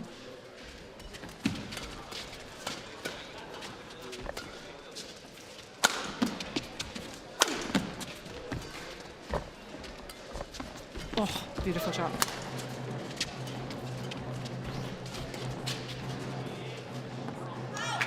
Just one more thing on that third singles. Throughout, Service over. 8, since I've 5. ever watched the Thomas Cup, since the turn of the century, there's been a number of matches where I've seen it gone down to the third singles, and it's been won by a former either first singles player or top star who's kind of at the end of their career and has delivered some absolutely... Be careful the kind of expectations you're setting, Ben. But I get what you mean. Yeah. Some teams have really relied on that experienced third singles player to come through for them. I mean, Christie in Aarhus. Yeah, Christie. I can go back to Peter Rasmussen, world champion 5. in 2004. They didn't win, but he won the deciding match against Indonesia. An epic match to put themselves through.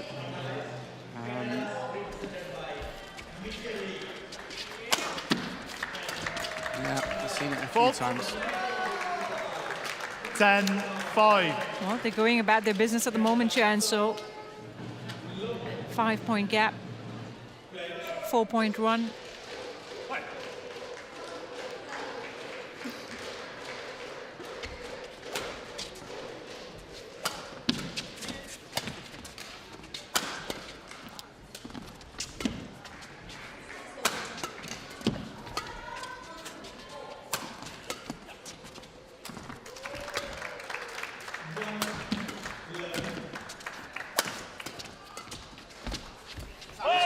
Service over. Good play 6-10. from Sam Jones. Well to control that. So he was charging forward then. Had to be inch perfect.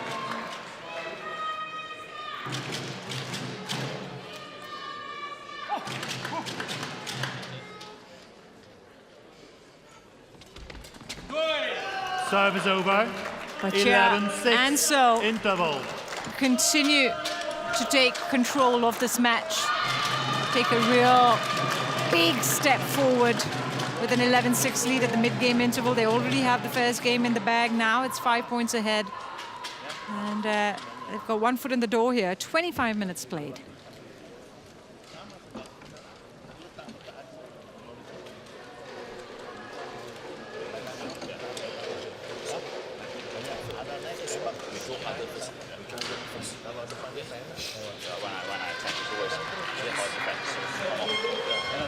Court 2, 20 seconds. Court 2, 20 seconds.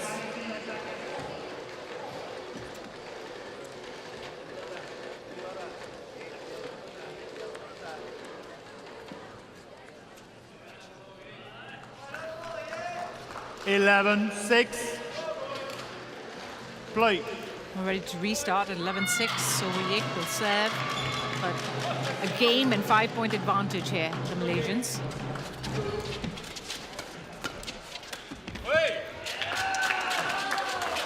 And I think now they'll really 12-6. step on the pedal. And so Yeah, I can foresee this second half is where they might try to go into nearer the higher gears that we know they can play at. They'd like to wrap this up quickly. and more importantly, settle the scoreline. Yes. 13-6. Lovely drop shot there from Aaron Sharp. Stop drop.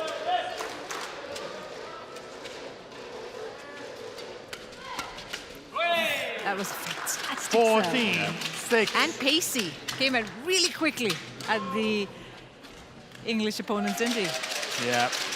I think those are the kind of situations that the English coach, Tan Kiamang, was probably saying to avoid, is those flat ones where it's either 50-50 or you're slightly behind. If you're about to take like that, you can go in a little bit quicker. 7-14. Be cautious in any other situation.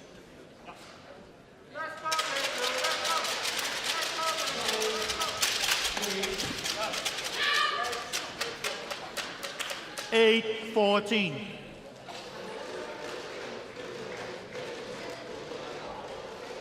I mean, the good thing to see here that what Butler and Jones have done is they've not really allowed Chia and So to settle into a rhythm and really dominate. Yeah, there's loads of positives. Not just the scoreline, but that's the way they're playing. Serve is over. 15-8. Defended well. they've linked up well. I feel their service situation has been pretty phenomenal. I know they serve short to lose the opening game, but in general, it's been a very good part of their game. Service over, 9-15. I think if they were to take anything away to come back is to develop their attack a little bit more, especially Sam Jones. Just the power and the pace, the sharpness of the racket. Oh, Flat mid-court game is very strong. Oh. Service over, 16-9. Unmoved. And so just again getting on top of these exchanges fairly quickly. 16-9 now. 5 away from putting Malaysia back on level.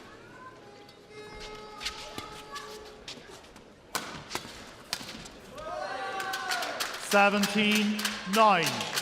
Yeah, it's that I just said in terms of areas to work on, especially for Samuel Jones, is his attack. It's not just a power, Service fault called, quality too high. But also, over. I mean, you talked about this. They're a fairly 17. new pairing. I mean, you're talking about Chia and So, who are settled, established. You know, they've been playing for years. They've won 2 Olympic bronze medals. These two are fairly new, so they're also Service sort of over. understanding each other and how, 18-10. you know, what kind of partnership and pairing and movement they want to see of each other and understanding that.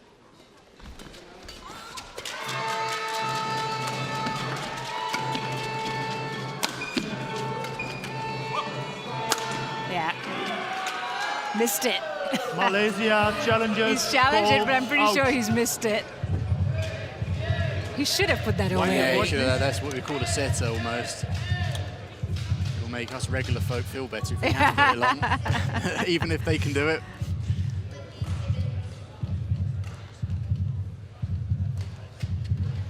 He'll be a little bit annoyed with himself. I'm sure, Aaron. Challenge unsuccessful. That he didn't One quite put it challenge away, remaining. because that would have meant they were Service over. closer to the finish line. Instead, it's 11-18. 11-18. Play.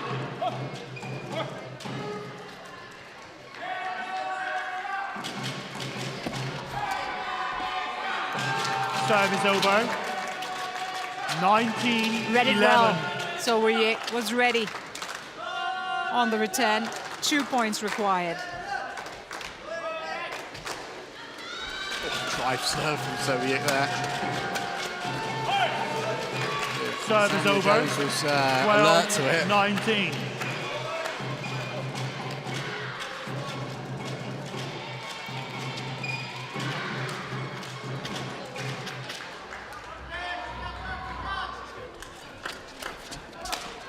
Nice. 13-19. I like the persistence. Yeah. You know, just keep having a go at them. Yeah, it's another example of the service situation. They played that area so well throughout this entire match. No good serve. Oh, wow. Wow. We've got to win this rally. Hit it to Aaron Shah, he hasn't got the strings. That's so weird. Or was it Soviet? I'm pretty sure it's Aaron Shah's racket that's broken. And yeah, Oh yeah, it goes. and there you go. I don't know why it just... I know, why didn't he do that earlier? He was worried So Week might not be able to cover him. Oh, that's a shame. Entertaining rally, though. It was also Week in the end. Yeah, he was playing singles for Yeah. 80% of that rally. But I am surprised Aaron Chia waited as long as he did to go change his racket. Which is also why it made me think it was Soyik, but then Soyik was playing all of the shots. Yeah, he will definitely need to thank his partner for that one. Yes. 38 shots, that was the longest rally, and it was almost just one man. 36 from Soviet. 2013. Brilliant. Ooh. Got it. Game. Puts it away in the end, Chia. And it was 21-13 to Chia and So in the second. Straightforward second game, it'd be fair to say, compared to the first especially. Yeah, it kind of went as it should have done at the end, but like I've said numerous won times by throughout this game, Malaysia, plenty of positives for the young English pair. 21-19, They should be really happy with the way they played. 19-13 in 33 minutes. Chia and So get the business done, and they put Malaysia on the scoreboard. One apiece. World number twos deliver. The captain does it. Yeah, they were tasked to make sure that Malaysia came away as winners, and they certainly lived up to that billing.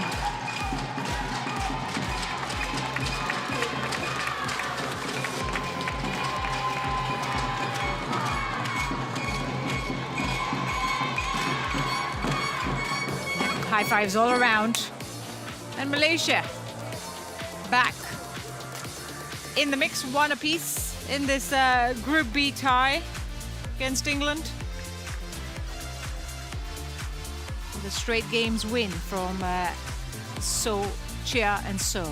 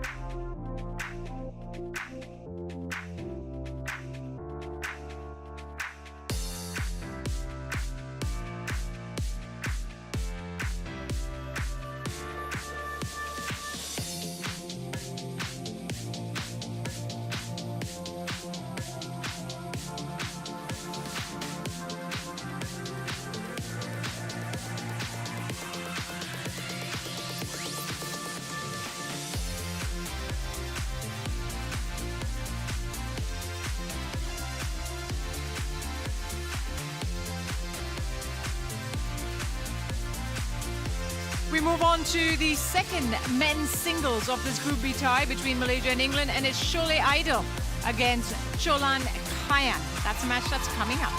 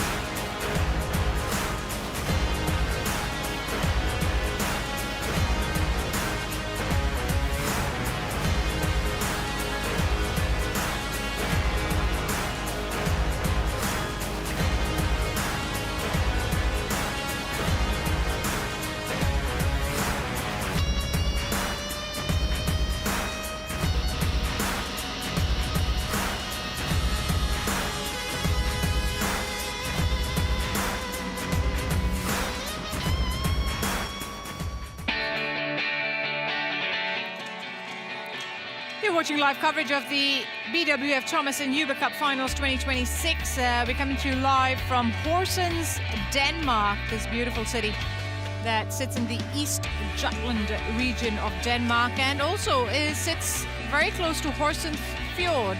So plenty of natural beauty. You've got beautiful coastline that goes on for miles. Well, we are going to turn our attention to the badminton that is happening in Horsens this week, and particularly today on court 2.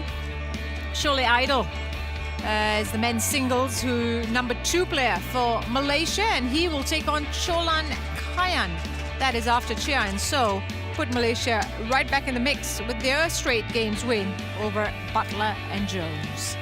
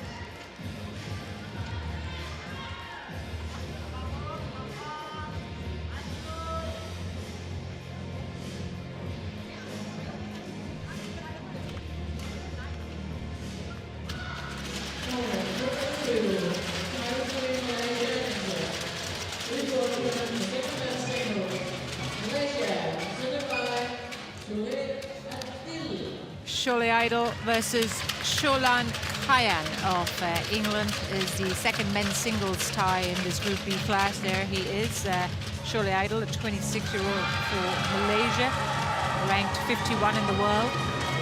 And well, he has an interesting task ahead of him, and that is to put Malaysia ahead, something they haven't done so far in this tie.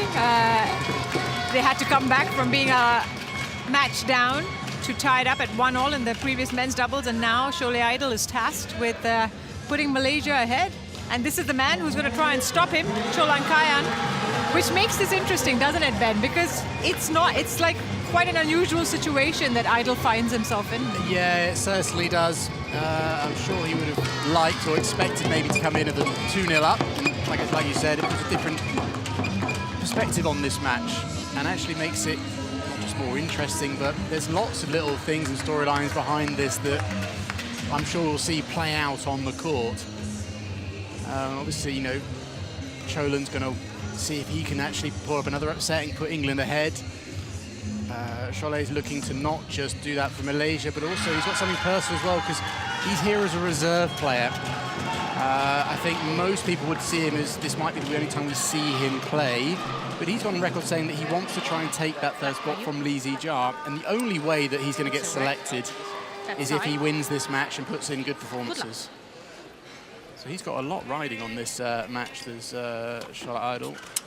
Well, understandably, he would like to be a part of the Malaysian setup as much as possible. Though Lee Zijia would be a hard name to try and take out, yes, for a lack of a better phrase. 26-year-old, as I mentioned, currently 51 in the world, which is 30 spots above Lee Zijia, who is 82 in the world. 39 was his highest ranking. That was September last year. Has a 43% win record in 2026 in the season. So again, not the best of seasons. It's kind of been 50-50 for him.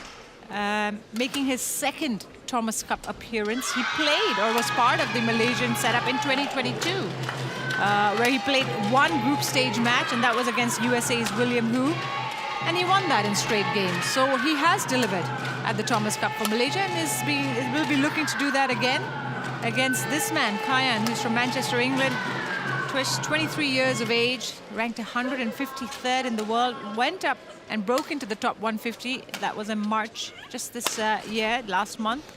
Has a 40% win rate this season, so quite even with Idol in that sense. In that way, their form is quite evenly matched. In that sense, although Charlie's playing regularly at tournaments 1 or 2 levels above that of Cholan, and he has more experience.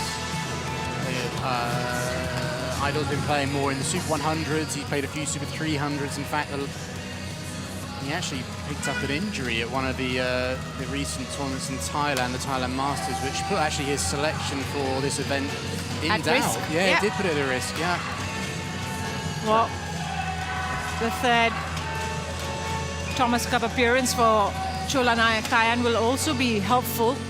He doesn't have a winning record in the Thomas Cup, but the fact that he's been here, done that, will certainly be handy. Yeah, he will be certainly very keen to try and pick up his first ever win at a Thomas Cup, and what a better place to do it than against Malaysia, with a chance for England in a position where they could actually go on to win.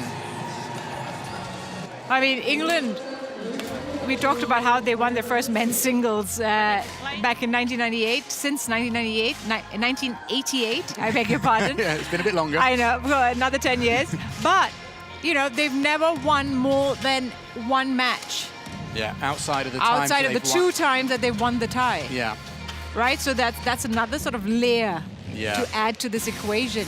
To be able to take another match of Malaysia, that's another positive step forward. Yeah, and we spoke a little bit about the positives for the future for England, and that would be absolutely massive for them if they could get a second win. And I think looking at the remaining matches, this is probably their best chance to do it, in all honesty. I say that because you said that their win-loss record's been pretty similar. I think with the pressure on Idol, both in terms of delivering what will be seen by most people as a guarantee win, but also his own personal pressure's going to put himself because he wants to deliver a win and a performance so that he can get selected later in the tournament, or at least be considered for selection. On my right, Malaysia, represented by Cholan Idol. And on my left, England, represented by Cholan Ayakayan. England to serve, love all, play.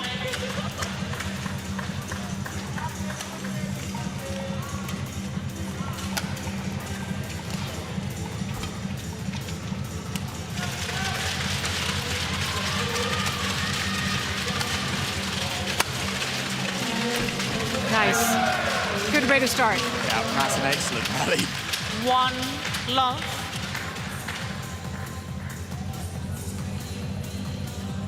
And I see these two players as almost polar opposites in terms of the way that they play. Cholan's, very good basic skills, good at rallying the shuttle around, moves well, but I wouldn't say there's anything devastating. Not like a big hit or a crazy deception, whereas Charlie, whilst he also doesn't have a huge smash, he's someone who's... We'll see certainly some creative shots from him.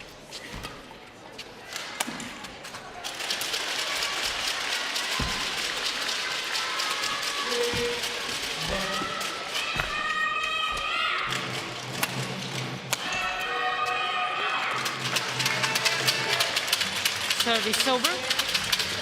1-all.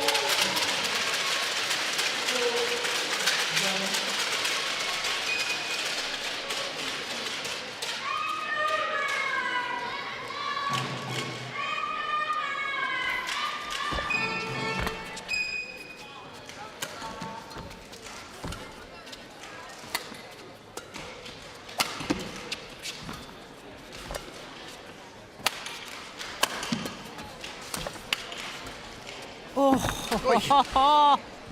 Wow. good rally this. Oh, he put that away well. That was a really good net exchange that we just saw, both from Idol and then for Kayan to not only get there to play the shot he did. That. Yeah, that was very impressive.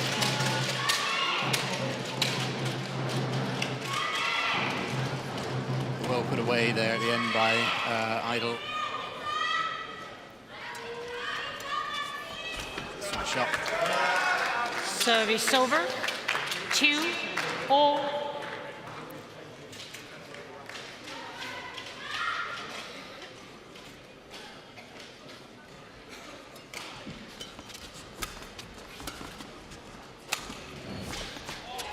Three, 2.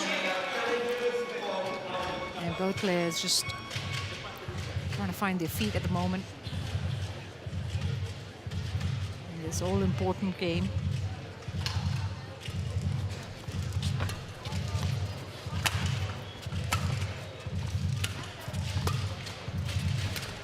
Yeah, that was easy pickings for Kayan. He was ready and waiting at the net. 2.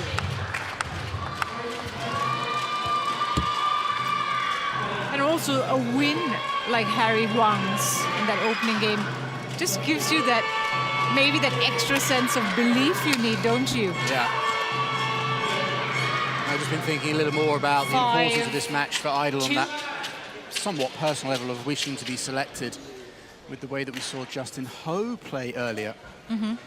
Possibly Idol might, if he can play well, might get a nod above him because Lee Jia could still play at third. So I actually see Idol's selection as in the second spot rather than third, in all honesty. We saw how nerves got to Justin Ho. If Idol can show less of that. Yeah, more of a calm temperament. Yes, exactly. 6-2. The coaches will certainly be considering that for those bigger matches later on. Yeah, because when you think about Japan, you've got Naroka, you've got Tanaka, Watanabe. These are all players who can just play the long game, right? So you need Service people over. with that kind of 3, calm temperament to 6. be cool under pressure. Yeah.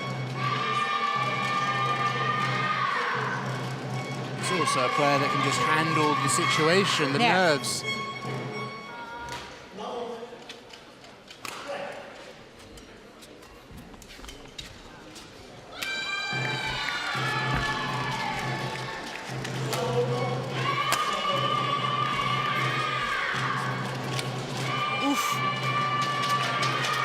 Service over. Definitely 7, not 3. the shot he would have wanted to make. No. Surely Idol.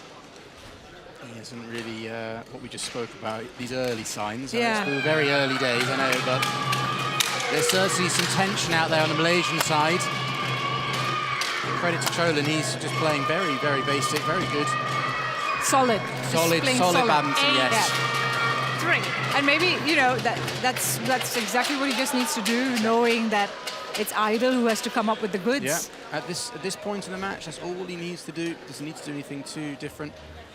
But be alert that if Idol can find his groove, that he might need to change a few things. So keep that in the back of his mind. But until that happens, just keep doing what he's doing.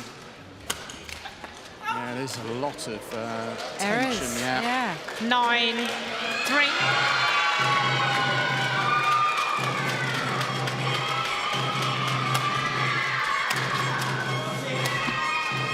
But this is also what I mean about the Malaysian scrutiny. Because, as soon as you step on that court, you kind of feel like all eyes on you. Yeah, 100%. And I can't put a foot wrong because they're going to, say, why did you do that? Yeah. Fault. And so not only do you have the scoreline pressure, but you also have all that additional... Yeah, those thoughts won't be in your mind right away, but as the gap gets larger, they start to get louder, those voices in your head. And to the point where sometimes that's all you can hear. And then if you get in that situation, it's very difficult to come out of it. Nice. That'll help him, though. Yeah. First sort of big, confident hit we've seen in a while from Idol. Quick. So a 5-point advantage for Kayan.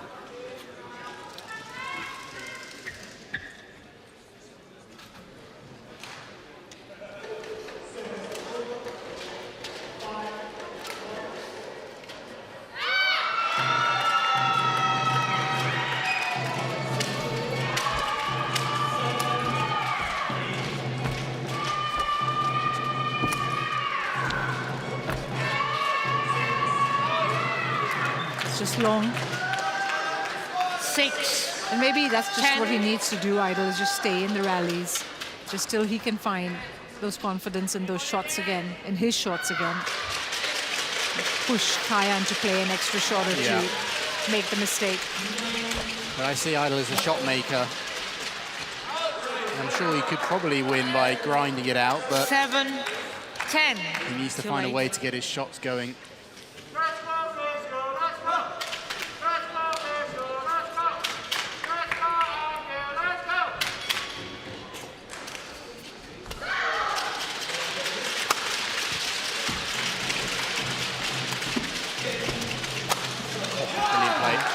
Ripped that forehand, didn't he? Yeah. 11, It was a short live from Idol, but Cholan put that away with venom. Oh, 11-7 to Cholan Kayan at the mid-game interval. Plenty for Idol to do.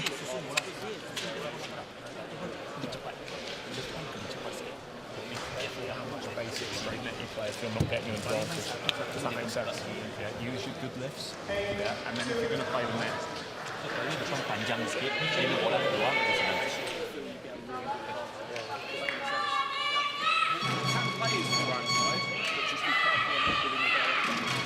Court 2, 20 seconds. Court 2, 20 seconds. Come on.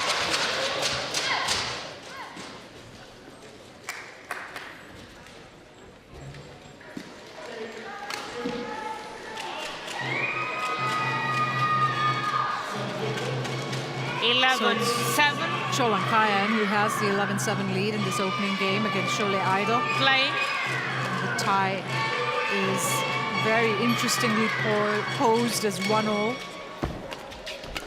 Excellent net. Good control from a slightly low position there. 12-7.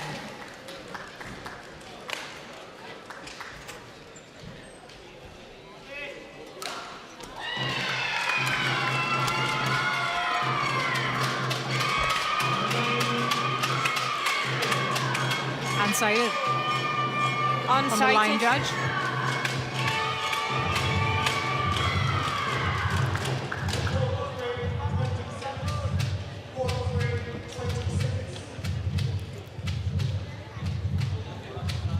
It's a very quiet Malaysian camp at the moment. Yeah, it is. Plenty to ponder about. I think, well, this is still early days in this match. We're not quite sure how the rest of it's going to pan out, but I have a feeling those coaches are going to have a long discussion about how they select their single squad for the remaining matches here. In. So Idol gets the Service point, over. landed on the 8, line. 12. Play.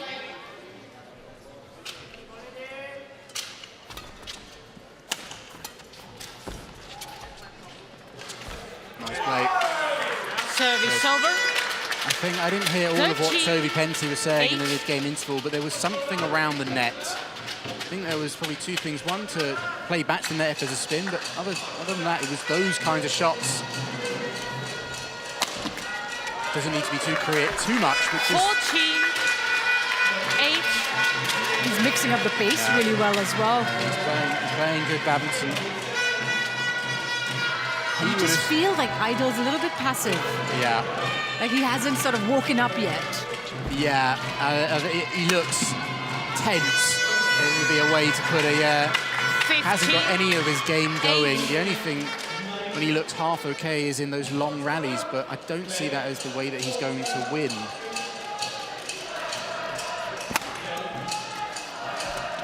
Especially against Cholan, who's playing that game himself very strongly. Service over. 9, 15. Okay.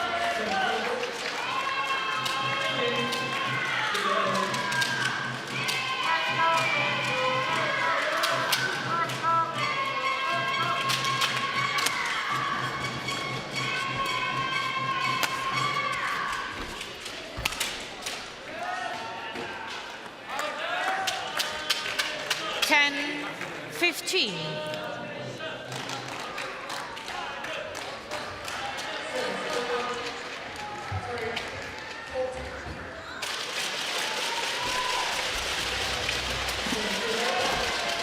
Excellent drop shot. Service over.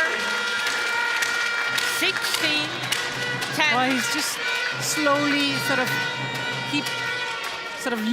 going at the scoreboard. Just make sure that he's always ahead, gets that point in, doesn't let Idol get too many points together. He hasn't been able to string more than 2 points together, Idol.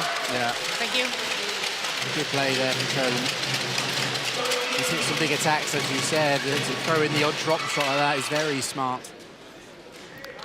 Well, he was, Kayan was in that 2022 Thomas Cup where England met Malaysia in the group stage. Who did he play? Leong Junhao Service over. in the third men's singles. 11, 16. And it was a straight games win for Leong Junhao. But again, very different circumstances. Yeah, very different. I'm just taking a glance at that Malaysian team. That's the singles lineup that they probably would hope they'd have these days. With Lee Zijia at 1, Ung Zeong at 2. Ung Zeong's currently on the comeback trail again. And then Leong Junhao at 3. It's almost like their singles have flipped. I mean, at that point, you'd say the Service over. singles were stronger than the doubles. Yeah, or at a very 17. similar, Or at similar least- level. yeah. The doubles is, yeah. That's a very strong team from 2 years ago. Oh, sorry, that's 4 years ago, yeah. sorry. Yeah. Thank you. I've said it to a number of people that I feel like Malaysia are a bit unfortunate with, a few of these injury issues. Because I feel they should be coming into an absolute golden generation and have a team that always has the best chance to do what they did in 1992 and win the whole thing. 18, 12. This is inspired badminton by Cholan Kayan at the moment.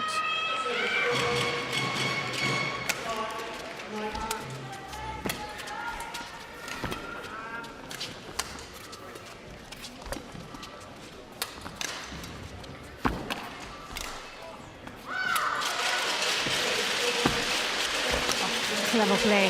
Very clever 19. from Kayan. Just, again, the build-up is there. The patience is there. He's not risking anything. But he's also playing with very high quality. That last net shot was incredibly tight.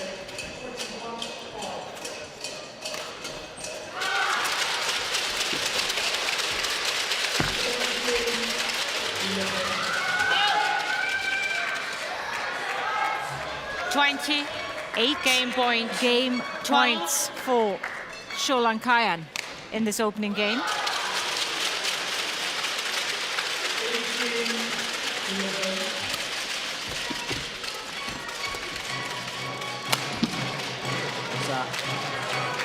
He's challenging Malaysia it. challenge is called in. I called a match of Cholan Kayan's at the recent European Championships where he lost in the opening round to Giovanni Totti of Italy.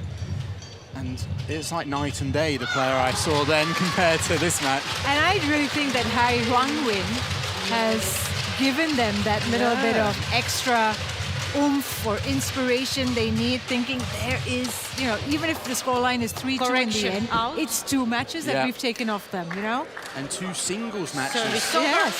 13, 20. So I think they really have found that little bit of extra belief they need to push and to prod and to ask the questions.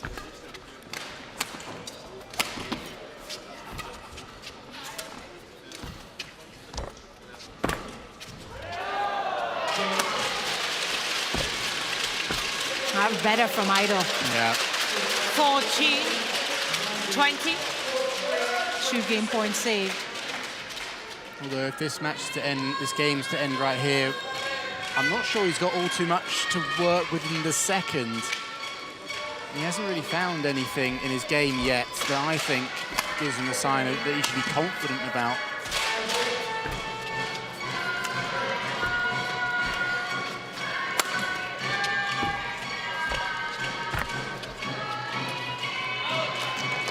Gone long. We'll take all these points for sure, Idol. 20. It's a long way to come back from 12-20 down. But knowing that Kayan is eager to close out this match.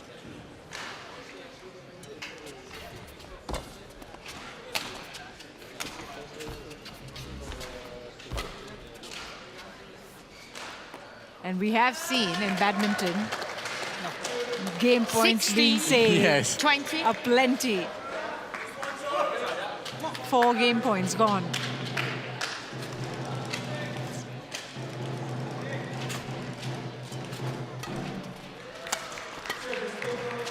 Okay. Error on the backhand from First game Idol in won the by end. England. And Cholan Kayan 21-16. comes through that fairly unscathed. On the 5th game point opportunity, he secures it 21-16, has given England the advantage in this second men's singles. 17 minutes played, and they have the big advantage, actually.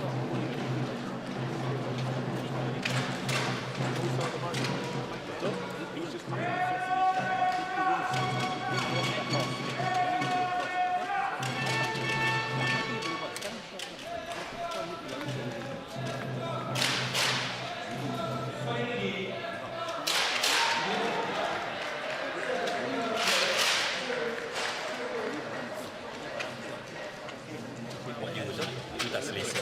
Betul? Forehand dia bobol. So kalau you main apa-apa, tengahkan forehand kan lebih tenang.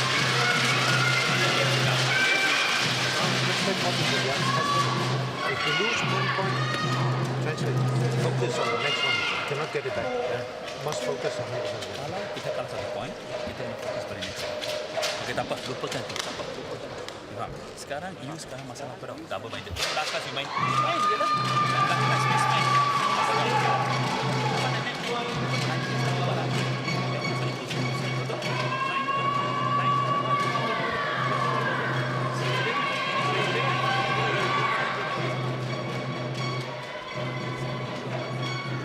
Court 2, 20 seconds.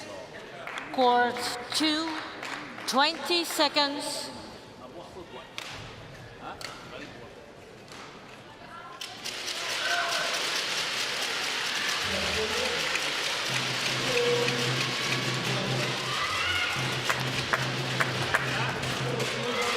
Well, back and Second forth game. for game 2, surely Idol. Long ball.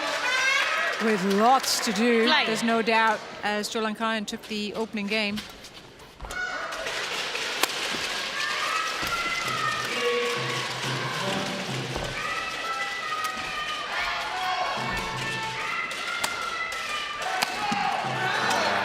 That's an ambitious shot. That was never on. Even if that come over, Cholan had read that. That was way too ambitious a shot, especially given how he's been playing the rest of the game.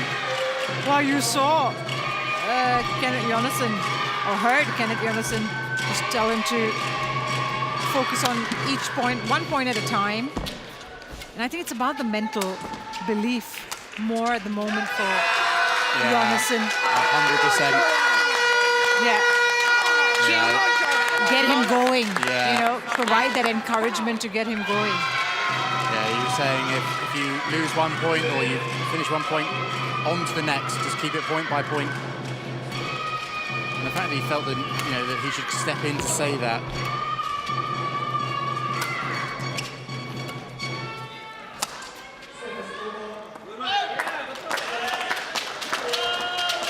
Service over. 1, 2.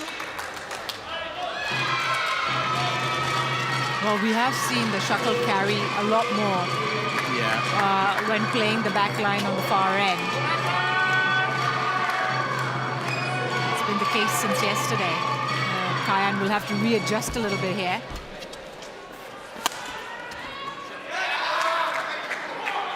It's been called Service over.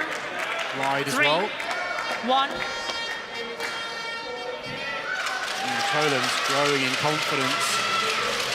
The way he's played his first 4 points, you'd have thought he'd won every Thomas Cup match he's played in.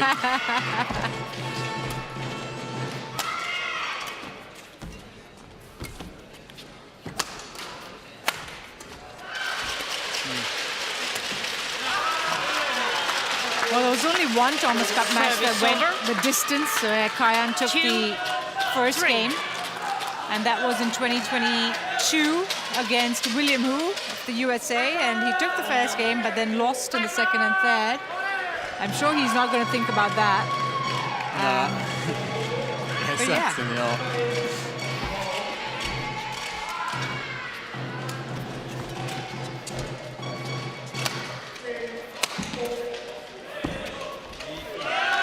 But should he win here, it would be his first Thomas Cup victory. Yeah. Again, a really nice thing to have, you know. Yeah, always nice to win for your country, but even more so at a Thomas Cup Finals. And I'd say even more than that if it's against an opponent that maybe you weren't favoured to beat, like he is today. I will certainly hope that he's playing on the near end where the team is right behind him. Yes. And he's getting that encouragement that he needs. Yeah, they're up on their feet every rally he wins. In fact, every rally played, regardless. Right. And it was much quieter when Idol was on this side. Yeah. I'm not hearing the Malaysians supporting as loudly.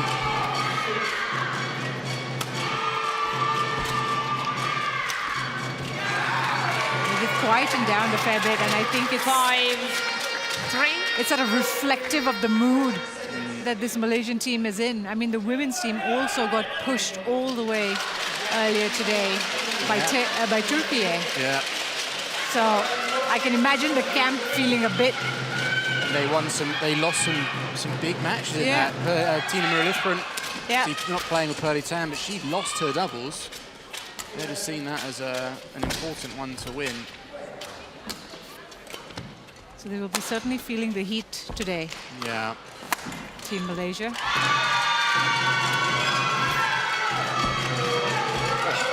Excellent play from Shoaib Khan. 6.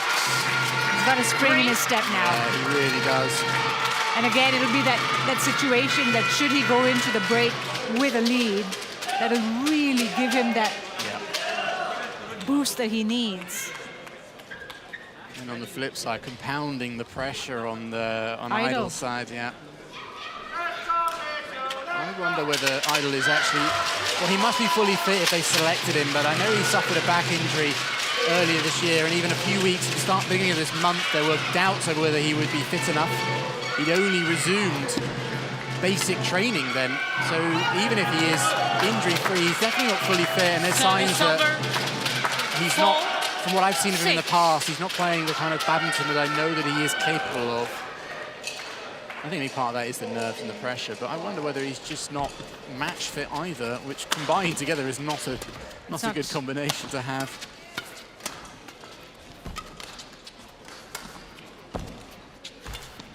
But then that also begs the question as to should Leong Junhao have been rested? They might still see, look at the big picture, and possibly see maybe we might lose first, second singles, but we'll probably still win 3-2. Yes. So maybe they still thought it that way. I don't know. There's probably many things they've been thinking about in terms of their selections.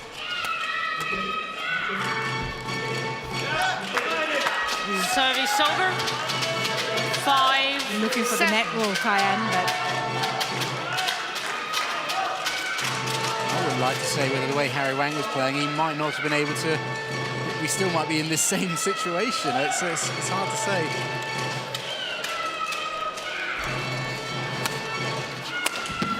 Oof. 6, 7. This is a good run of points, a much needed run of points for Not now. Idol.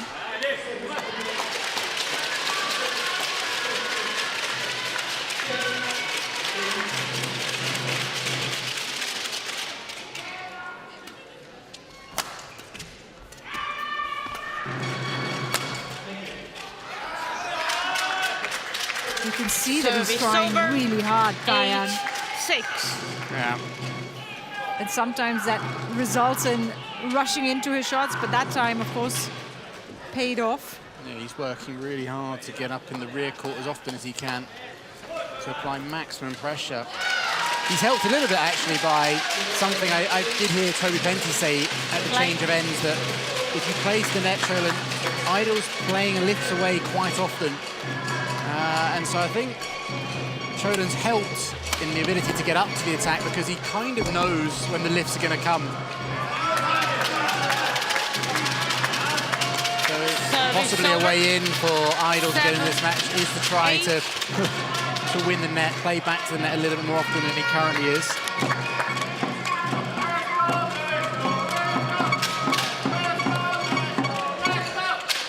Play.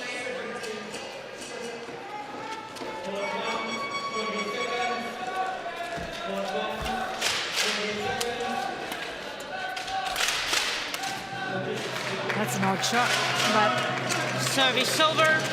They came at an odd position for Idol. Still 2-point game. Kayan edging ahead.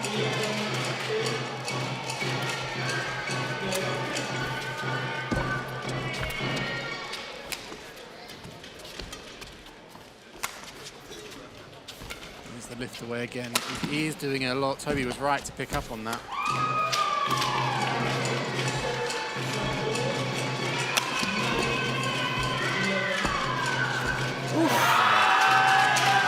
Rushed into that one, but smiles from the England end.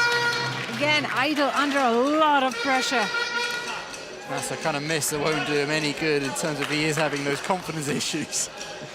You're thinking, this is just not my day.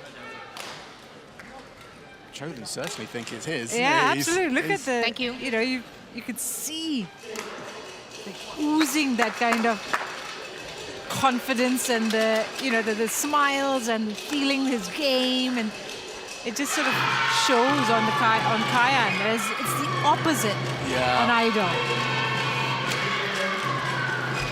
11-7. And just like that, it's Cholan Kayan who has the lead, 11-7, 4 points ahead at the mid-game break. England really have a look in here in the second men's singles. We've had 29 minutes of play.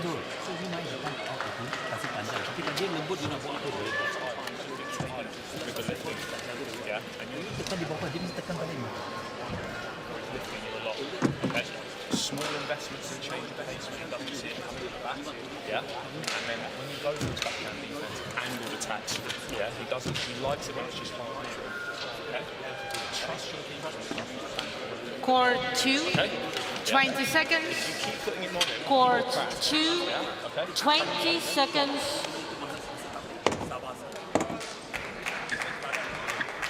Some good positive coaching there from Toby Penty, telling Cholan to hit those angled attacks, not just the full power. 11-7. Play. I think a lot of it is just to have belief in your defense as well. I mean, he's 10 points away from a huge, huge moment for English badminton in recent times. Excellent play. Does he put that one long? Oh, we'll see. England challenges, calls out. The line judge there called it in and out, in and out. But I have a feeling he might have put that one long, actually. Just missed the back line, I think. Yeah. Which would be a shame, because the way that he built that rally was absolutely spot on. Yeah. Yeah, it's gone long. Unsuccessful challenge. Unsuccessful. One challenge remaining. In the bag still. Service over. 8-11. Play.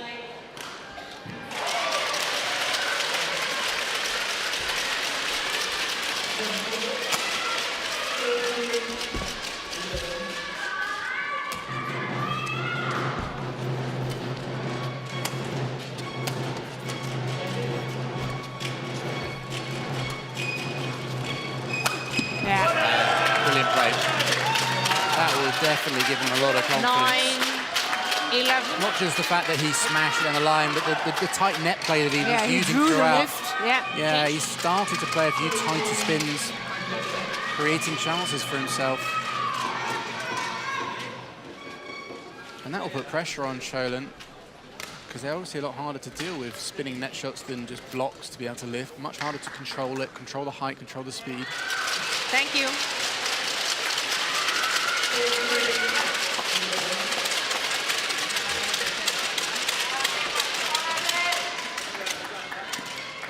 play.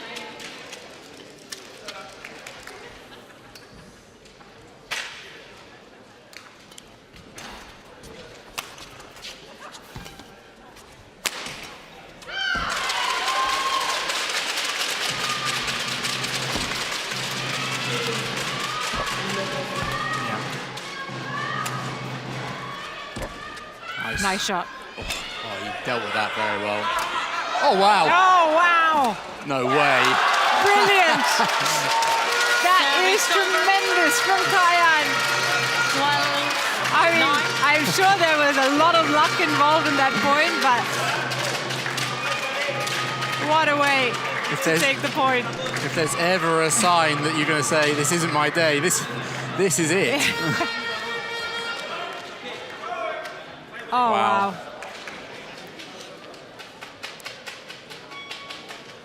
But again, it was a nice, I know it didn't go his way, but that spin net shot from Idol, hopefully he doesn't forget that that was such a good thing in the rally. Yeah.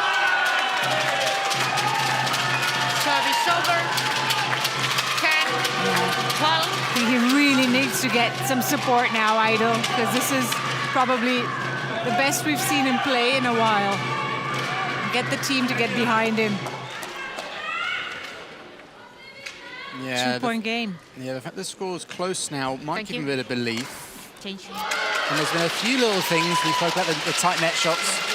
He's also hit a few of those big attacks. There's a few things maybe he can take a grasp of that can get him back into this match and turn it around. But there's still a lot of other things that are still signs that maybe it's not quite there. But there's a life raft. He's in the ocean. There is a boat on the horizon that he might be able to get to. There it is again.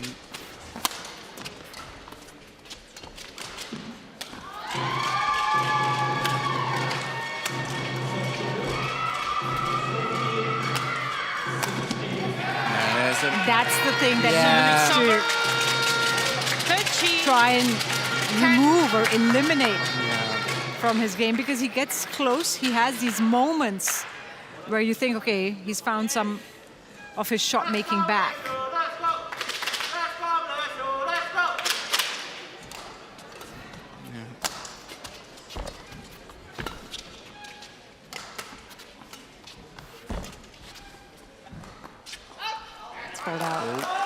England challenges. Will challenge again, but I think that one did indeed land out. Yeah, and I think it would be out of challenges as well if he's incorrect.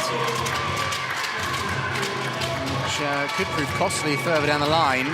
But he did have a decent view of it, to be fair to Kayan. He was still on that side of the court. Looked out from where we're sitting. I'm not so sure he believes that he's actually correct here. Yeah. Challenge unsuccessful. No challenges remaining. Service over. 11-13. But I think it's important for Kayan. What we've seen throughout this match is, apart from the lead that Idol had at 2-1, it's been Kayan who's always maintained this gap. Yeah. And, you know, no matter how tight it got, he's always stayed ahead. And I think it would be important for him to try and do that here. It's a little bit like the reverse of the first match we watched, where it was Justin Ho that had the lead pretty much the whole way through both games. Yeah. But wasn't able to convert it.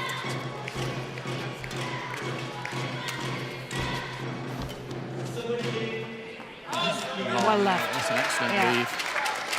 I'm not so sure Cholan thought it was going wide, not long, but regardless, he's got himself the point.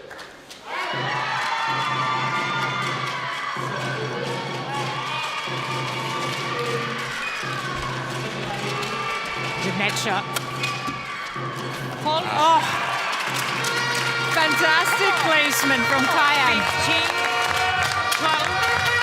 12. Beautifully struck from the 23-year-old. But that's a good example of what I said, is in Idol's got like these little things that he could grasp on to get himself in the match, but then there's also these areas that are keeping him out of the match, like those errors or snatching at shots.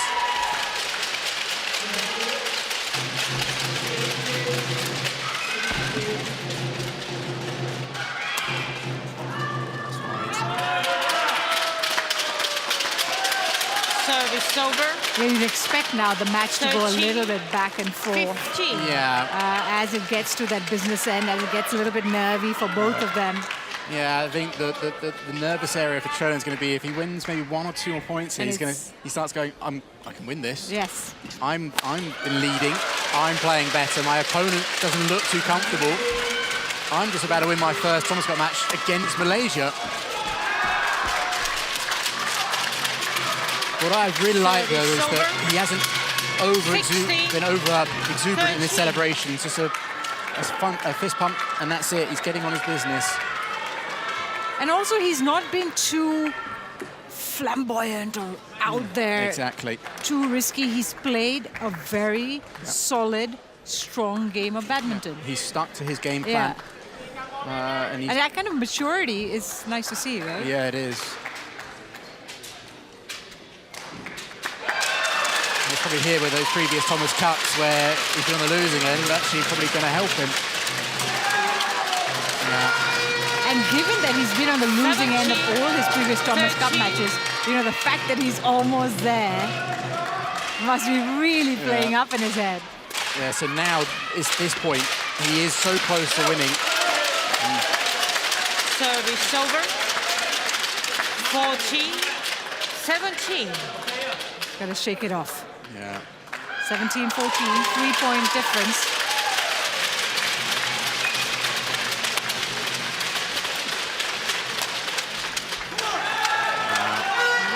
It's now or never for both these men. Cholan understanding how important. The first time he's given a real shout as well.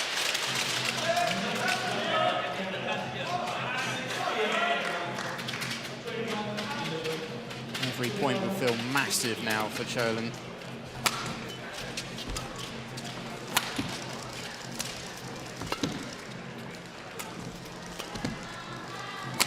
That's excellent play. Yeah. Really, really good. I love that he used the slower drops and sort of 19, set himself up really nicely. 14. That's the variety Toby Penty was asking for earlier in the match. Oh, look at that. Really impressive stuff. 2 more points. And Cholan Kayan will put England up again.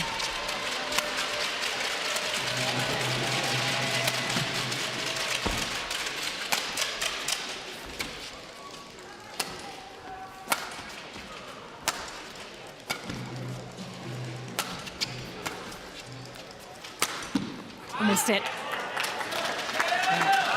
Service over. 15. Couldn't quite get it within the lines. Again, not much space to play with. No. A little annoyed with himself because he'd been so patient, built the rally so well, just forced it a little early there.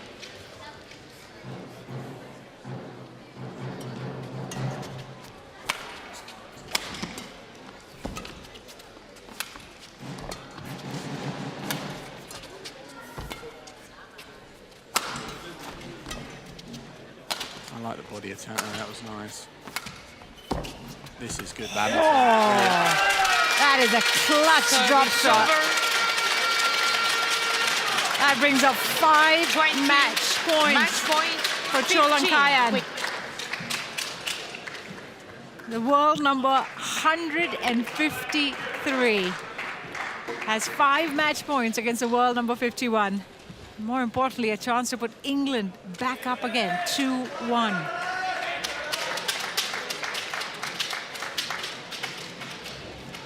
And the last time England won 2 matches in the Thomas Cup against Malaysia, they won the tie.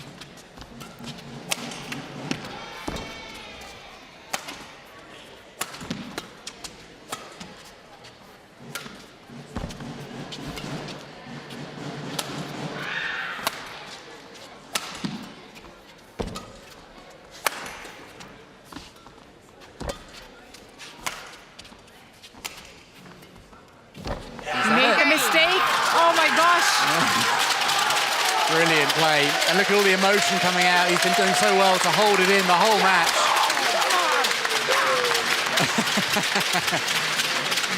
The England team absolutely loving it. And so they should.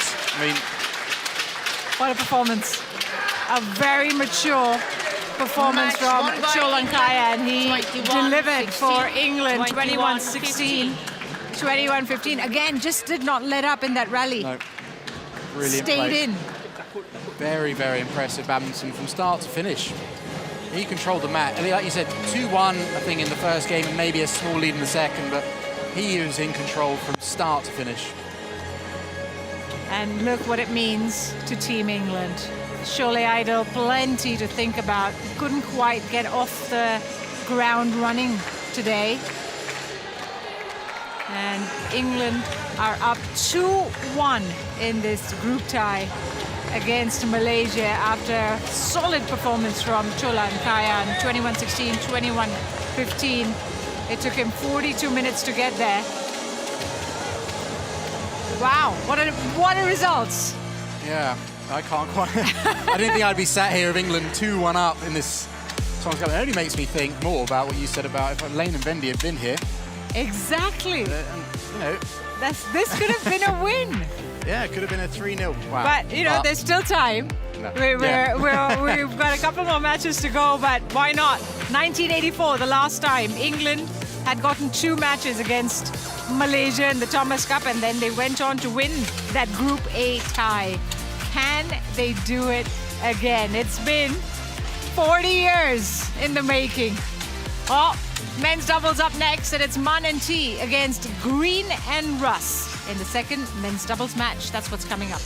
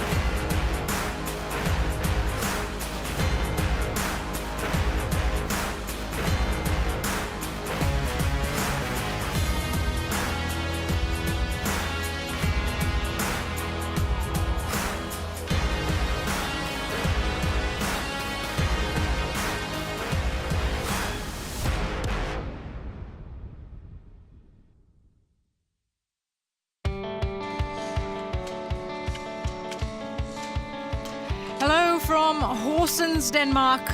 You're watching live coverage of the BWF Thomas and Uber Cup 2026, and well, it's been a very entertaining day here in Horsens, here in Forum Horsens, here on Court 2, because we have had quite the matches so far. Justin Ho losing to Harry Huang in the first men's singles to give England the 1-0 lead. Then Shia and So putting Malaysia back in with a straight games win against Butler and Jones. And then Cholankayan putting England back up 2-1, which means Man and T have the job of putting Malaysia back level and keeping the tie alive. That is what is at stake in this men's doubles. Malaysia, who would have thought I'd be saying it, needing to stay alive in this Group B match against England, Ben. Yeah, no, I don't think anyone could have predicted this. Yeah, it puts quite a different complexion on this match and a lot more pressure on Man and T's shoulders. I'm sure the coaches will be sweating just a little bit here. Absolutely. And also, it's interesting because they're going to take on Alex Green and Zach Russ, which makes this tie because they, again, a much better formed pair for England in Green and Russ. You said semi-finals, of course, of European Championships. Yeah, very recently they won the European Championship bronze medal in Huelva, Spain. In the quarterfinals to do so, they beat Kim Astrup and Anna Skarrett Rasmussen, who were the top seeds at the event. So they're capable of playing at a very high level, these two. And in fact, as a pair, they've played once against Aaron Choi-So-Yik, lost, but it was 2 tight games. So this could be a very interesting match. And a chance here, they have to give England the win. I mean, there's so much else at stake. I mean, the layers of this match that we could unfold is what makes it very, very compelling. It'll be their first meeting between the two. And you see there, Man Wei Chong has his right knee quite heavily strapped up as well, Ben. Yeah, he does. There's been he suffered, I think, last year an injury to his ACL in his right knee. Obviously, he's been able to kind of play through it, but recently there has been serious concerns. At the Asia Championships, they lost in the first round to He Jiting and Ren Shangyu. The result's not the bad thing. It was more the fact that in preparation for that event, they literally were just doing light skill work. They, you know, not in top condition as Man Wei Chong, and actually before this event, Harry IP, or Harry Manpam-Gadi, the Malaysian men's doubles coach, was sweating a little bit over the decisions as whether he's fit enough to actually play. But they've chosen him in this match, and given the fact that England are up 2-1, there's chances here for England for sure. Absolutely. Man Wei Chong, 26 years of age, from Malacca in Malaysia. See there, enjoying their ranking of world number 6 at the moment. Man and T have gone up as high as number 4, broken into the top 5. That was December last year. 61% win rate in 2026. And as you mentioned, last tournament was the Asian Championships. They lost in the first round to He Jiting and Ren Shangyu, but more importantly, this is their first ever Thomas Cup, so they're eager to make an impression as well, these two. Haven't played in this tournament for Malaysia before. And that will also be something else that they want to do, is get off to a good start. It's their first Thomas Cup, you know, make sure that the right choice was made and putting them in the squad. Yeah, there's a lot of, I didn't consider the fact that it is their Thomas Cup debut as well. That's another layer of pressure for the Malaysian pair. Well, when the English pair are concerned, Alex Green, 22 years of age, from Chertsey in England. I hope I'm saying that right. And of course, ranked 64th in the world at the moment. But as you see there, was number 52 in the world with his former partner, Roy Easton. What's interesting is Zach Russ also partnered Roy Easton to enjoy his career best ranking of 51 in the world.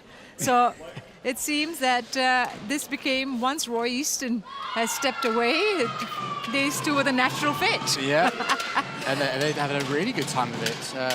I think they reached the final of the Irish Open last year. They won in Azerbaijan earlier this year. And obviously the European Championship bronze medal. So they haven't been partnered together for too long, but had plenty of early success.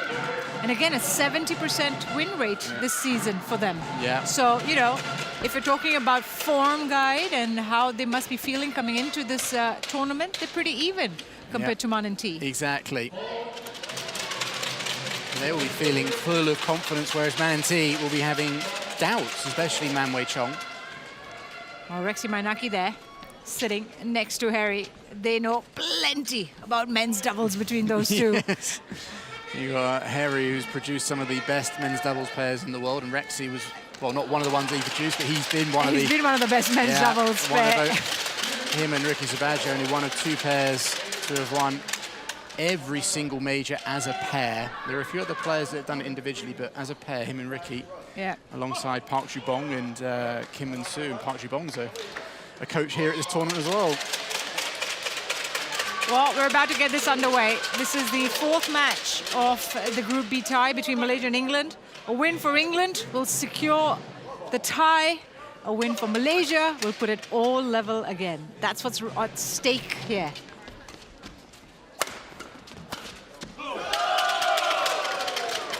And if I wanted to add another layer, put it all at stake, and Lee Zijia would be the one who would determine Malaysia's fate.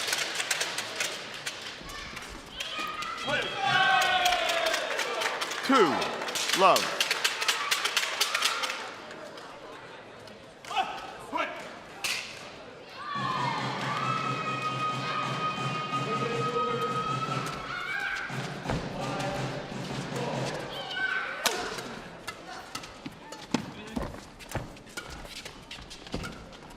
That's wide. Kai Won-tee's going to have to take on a lot of the responsibility in this match.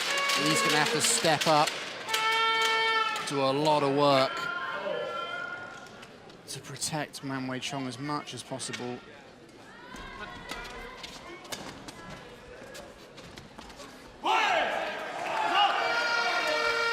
Service over, 1-3. Finally on the scoreboard, Green and Russ.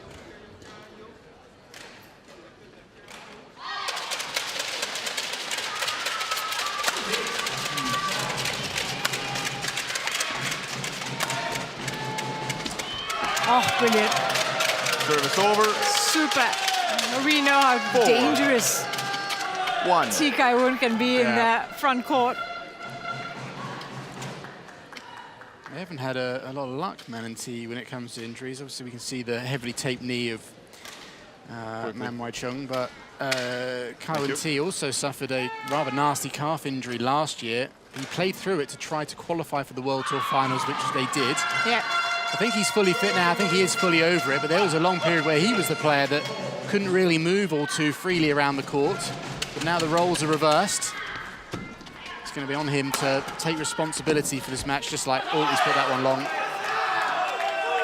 He rushed forward. Service over. T. Kai Won. 2-4. It will be interesting to see how Man Wei-chung moves around the court today. Yeah. I'm interested to see what serve Alex Green here does. Does he flick him? No. Yeah, because that would have been interesting had he flicked him. Yeah, exactly. In the very first rally, Man Wei-chung jumped out to his forehand and almost fell out the court.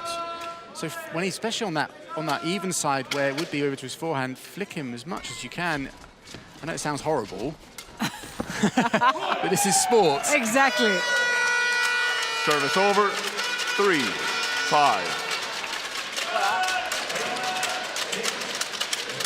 Stay closer, okay? On. Tan Kiang Meng knows exactly what's riding on this match. Fault. And if he can deliver a win against the Malaysian doubles as coach, well, that would certainly put him in good stead for England, but I don't know what that would mean for him in Malaysia. I'm not sure. I think he might be getting some messages from some Or people. he would get a call-up to come and join their setup. You never know. Oi. Oh. Very risky shot, but he was rewarded for that.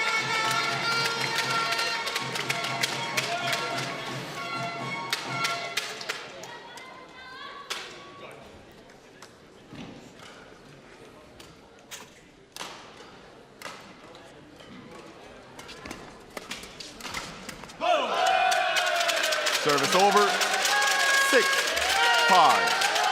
And I'm just seeing like history, and the last time that England beat Malaysia in a tie in the Thomas Cup was in 1984. It was 3-2, and England won 2 singles and a double.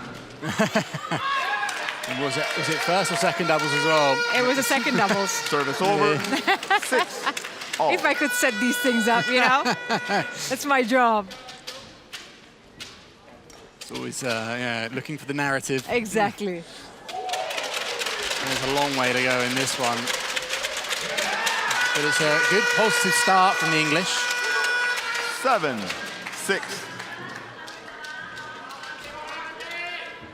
I think they need to be, the only thing they need to be careful of is getting into the flat, fast exchanges from slightly below tape or in the 50-50, a bit like in the first doubles. Yeah. I got a feeling Kian Meng's going to be saying similar things to his pair in the game interval. All.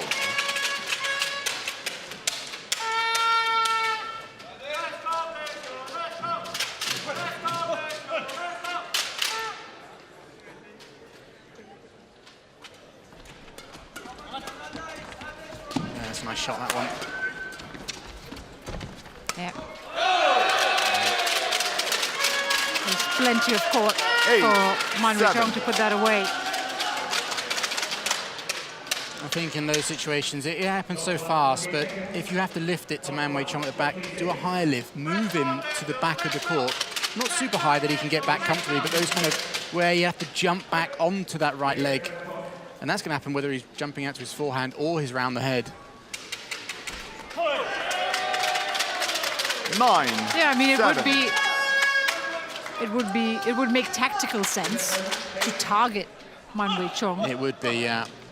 Play the back court more, because we know how Chi Kai-Woon would be looking to cover not only the front court but his partner as much as possible. 7, quickly.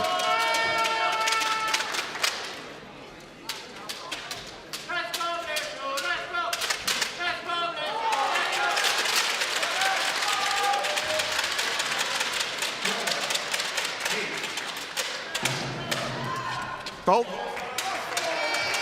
Service over. 8. Oh, the staying within touching distance. Green and Russ. Man and T this year, just all four quarterfinal finishes in the 4 tournaments they've played on the tour. Service over. 11-8. That just kind of tells you the sort of shape they're in. As we see them go into the mid-game interval, 11-8 up. 3-point advantage after 6 minutes of play. Sebab yang tinggi, dia kalau ini sudah di belakang dia maju itu jangan netting yuk gini lu dorong, kalau nggak yuk mau yuk back geser. Mantap. Oh iya, kecuali yuk yakin nettingnya tipis boleh, kalau nggak yuk dorong lagi dia maju terus. Terus man kalau di belakang jangan pressing, panjang aja dia maju terus. Hah? Mainnya dari servis blok. Court 2, 20 seconds. Court 2, 20 seconds. Mainnya no lifting ya. Jaga terus. Coach, thank you. Return to your chair. Players in court.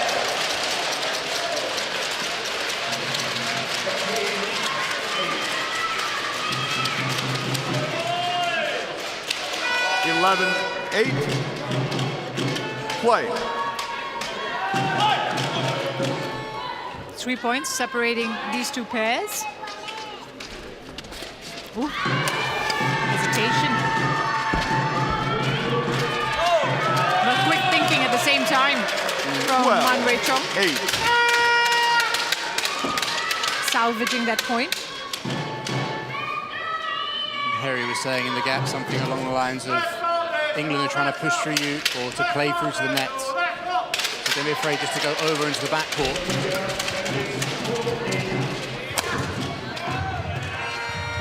Service over. 9-12.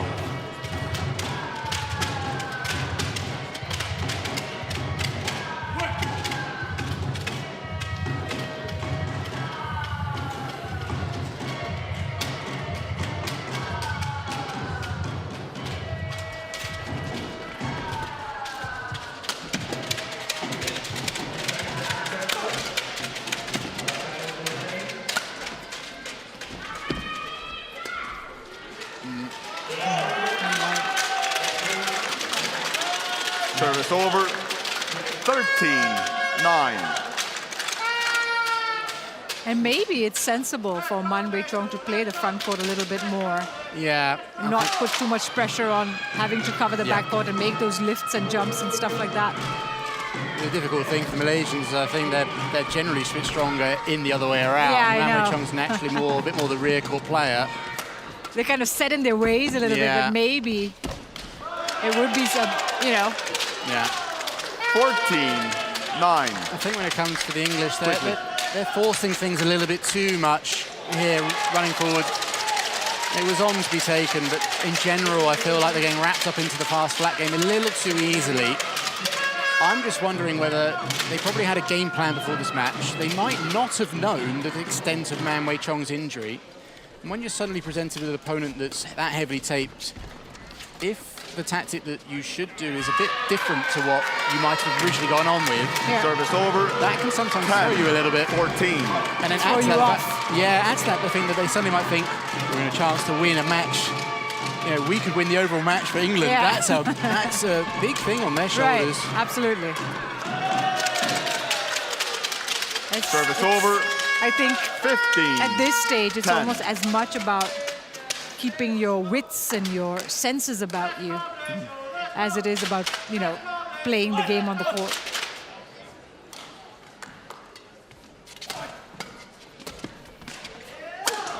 That's a good shot. Oh.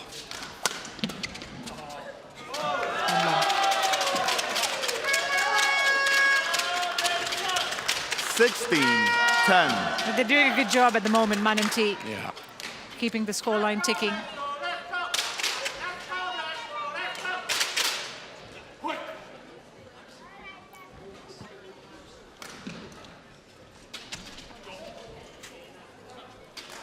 Unsighted. It was unsided on the serve. It was Russ who decided to leave it at the end, not return the serve.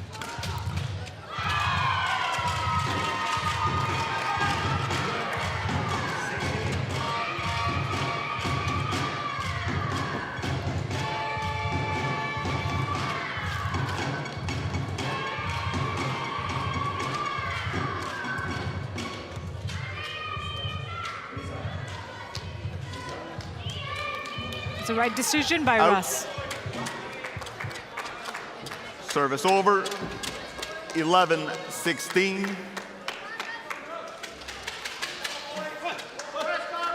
Still a way to go White. for Russ and Green to try and close this gap.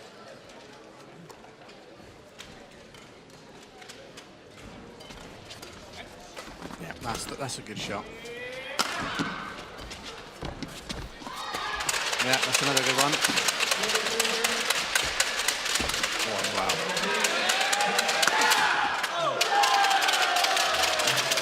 Service over. Lost the rally, but I like some of the shot 11. choices there from Zach Russ.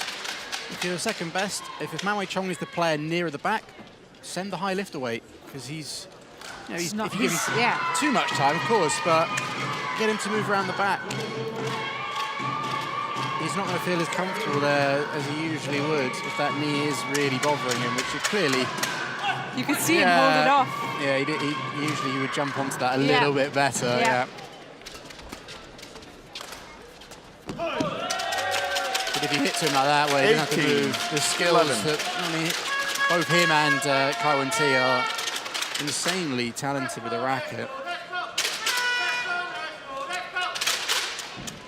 I mean, there's no doubt that this is a mammoth ask of Green and Russ. Service over. And then 12, even sort of 18. semi-fit Man and T Yeah. is still a huge. Yeah. Well, that knee injury has been there since last year, and they've still been able to reach quarterfinals of the All England and the Malaysia Open. So Service over. 19-12.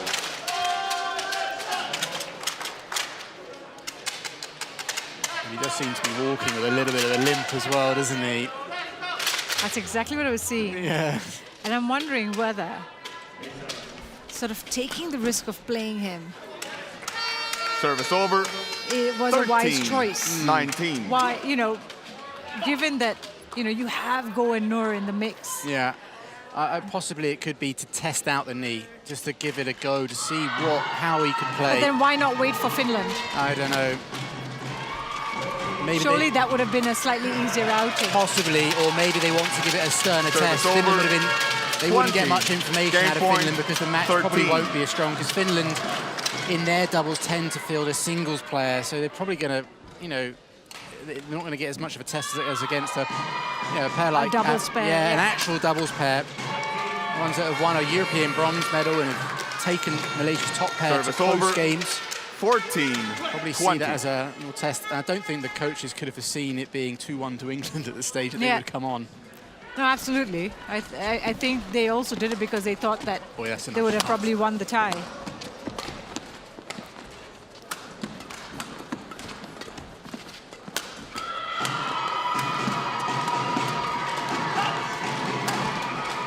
Good defense.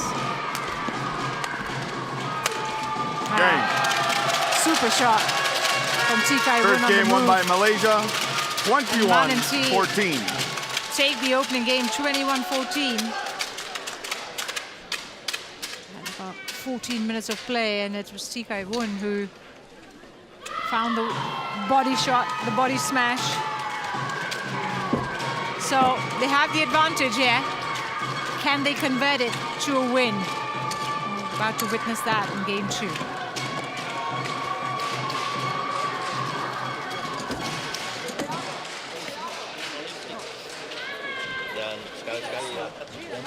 Lift. Okay, ready for defense.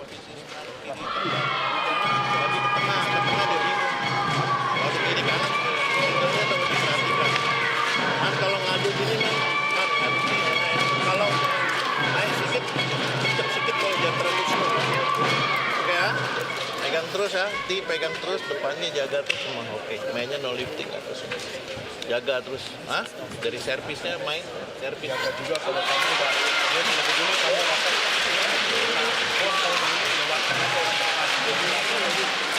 dia pasti mainnya no lifting panjang. Cuman yang tinggi itu suka masuk. Kalau dia tak senang didorong lagi. Iya, lewatkan dia. Pegang terus ya. Oke ya. Aman? Ya.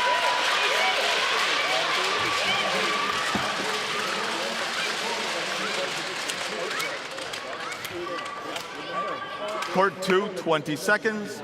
Court 2, 20 seconds.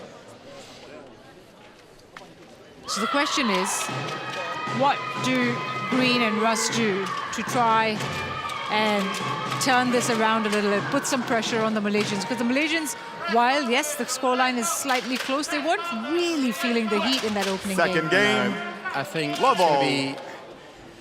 not going to be an easy task, but we saw some of the rallies where if they're slightly late on it, and Man Wei Chong especially near the back, don't be afraid to lift. Play more of the big court. Try and play more of the soft blocks. Don't try and go too much of this through the middle, fast, because the Malaysians are just so much better at that than them. But if anything that can give the English a little bit of confidence is that in their quarterfinal of the European Championships, they lost the first game to 9, but managed to turn it around. So maybe they could do the same here. It's against slightly harder opposition today, though. 2-love. And for sure, Man and T will be looking to close this out as quickly as possible. So even if they can just extend match time. Yeah, 100%. But it's going to be more playing the soft blocks, playing the full court game, little like that kind of return out. That would work especially well if it was Man Wei Chong. Anything that gets him to move, I think. And I'd like to see them flick him. I don't think I can recall them flick serving him at all.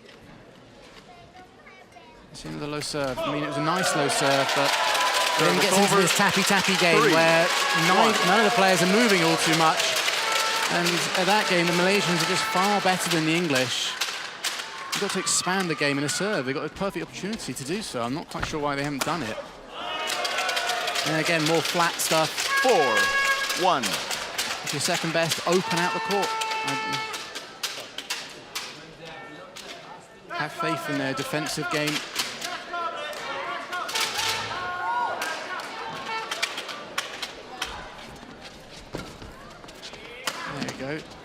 There we go, good. Service over, 2-4.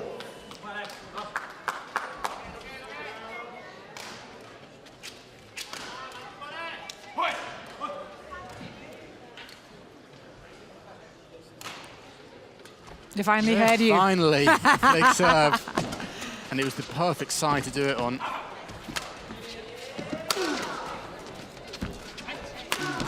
Yeah, that's okay.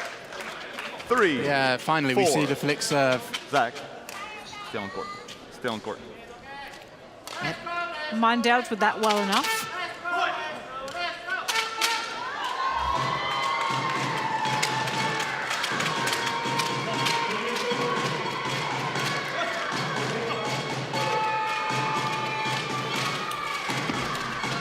That's good play.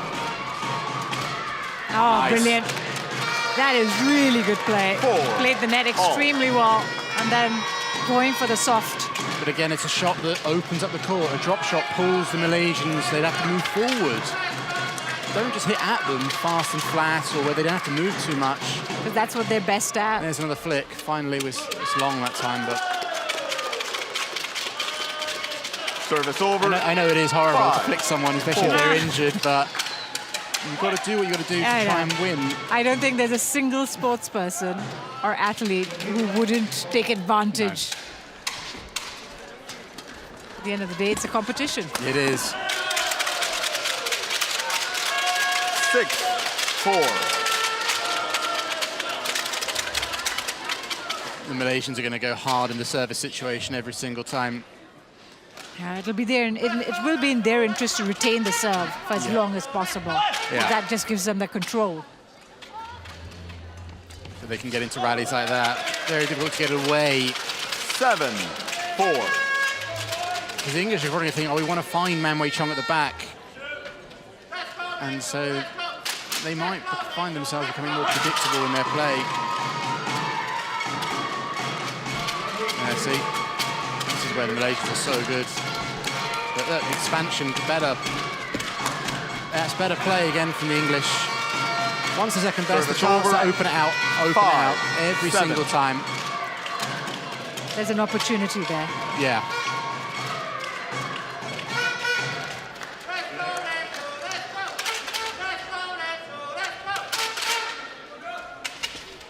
Yep.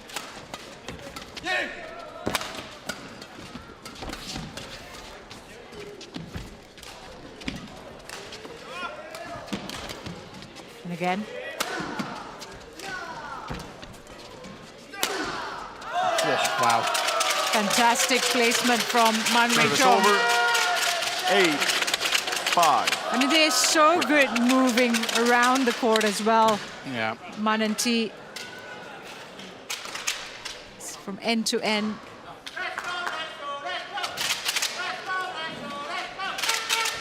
Yeah, there you can see the heavy taping, like 2 layers of tape on his knee. It reminds me of an An Seong. You remember the period when she went through? Yeah. That heavy taping around the knee? That's what it's kind of reminding me of. 9-5. But again, like the first game, they're just staying ahead, keeping serve, keeping the points short as far as possible. Yeah, it's the service situation that they're 10, winning every single 5. time. If the English can kind of find a way to survive the first 4 or 5 shots and then expand the rally, they're finding some success, but the Malaysians aren't allowing them to do it all too often. Varying their serve so quick on the 3rd shot. There's another variation, another mistake, I think. Yeah. Well, they're in the lead, 11-5 interval. up. 6-point advantage for Man and T in the second men's double. Chance to really put Malaysia right back in it. It's not very far away now. 23 minutes played.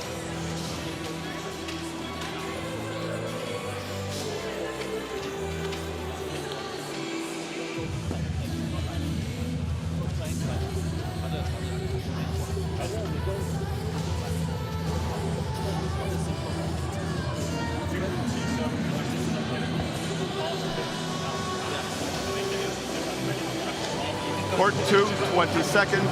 Court 2, 20 seconds. Coach return to her chair. Players on court, England.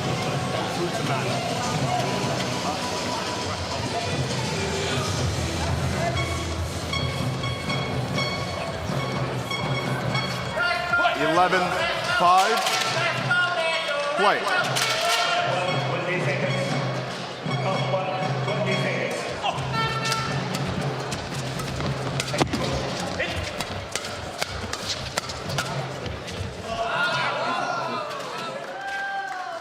points out. 12-5. Picking up from where they left off before the break. T now 7-point advantage.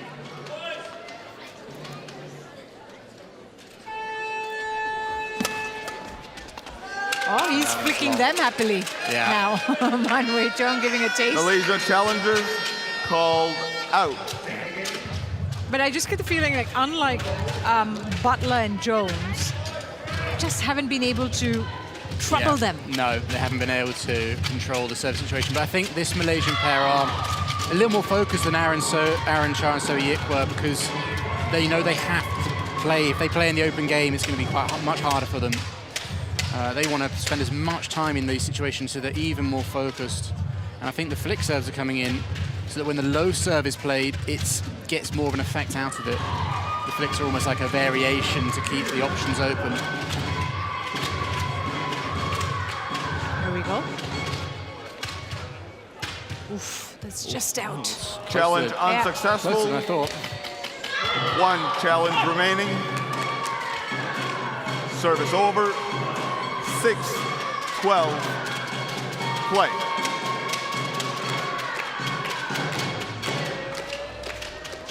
There's that flick, yeah, definitely. Oh. Yeah, played the soft one. That's good play. Did well. 7-12. But most of the times where I'm seeing the English pair get the advantage in the rally, it usually stems from maybe a soft shot.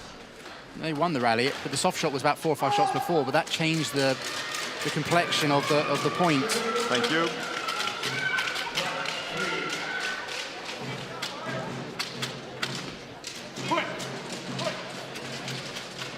Well, it's 5 points. Still some way to go in the second game.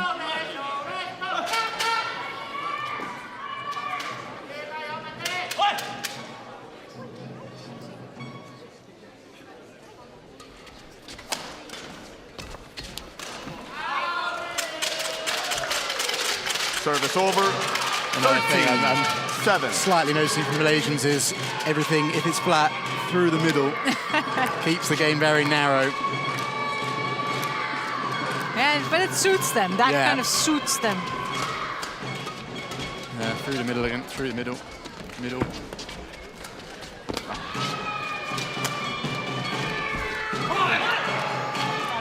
Service over. Did well to keep pace there. 8-13. Russ. I get the sense that it's now or never in terms of closing the gap down for the English pair.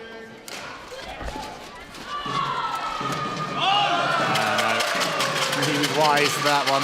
Service over. 14-8.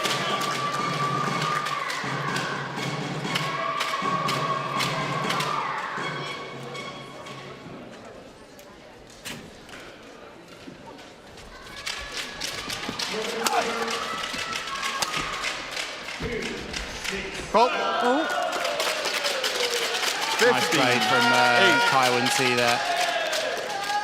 Popped it over. Last second, just pushed it through. Yeah, just gave it a little bit of pace. Zach Russ a bit overcommitted forward here. No, that was never his shot to take.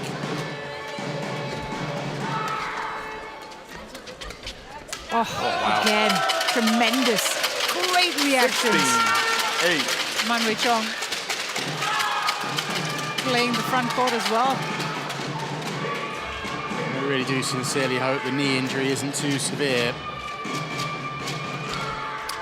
And that he can get it kind of back on the mend, because this pair are absolutely, when they're full flow, they are an absolute joy to watch. And you spoke about Alex Lane, sorry, that's his brother Ben Lane and Sean Vendy. Yeah. The only Malaysian pair they haven't beaten is Man and T.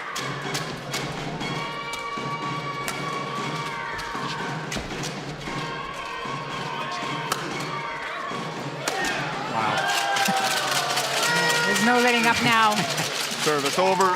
4 points away 17, from securing 9. the win.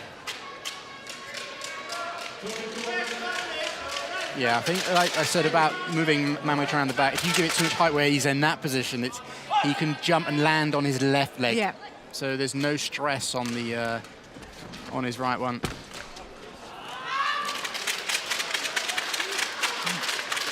It's fairly certain to say that the writing now on the wall for Green and Russ.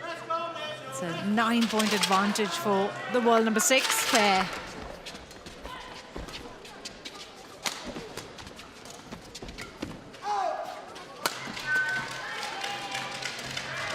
Good shot. Service over. 10-18.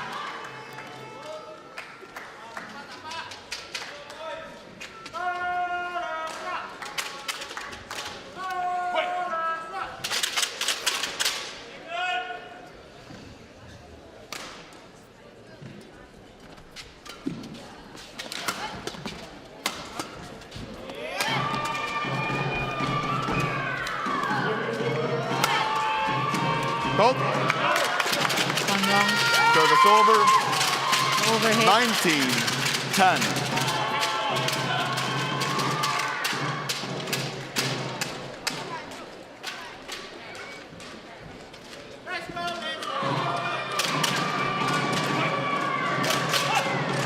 Two-point game now.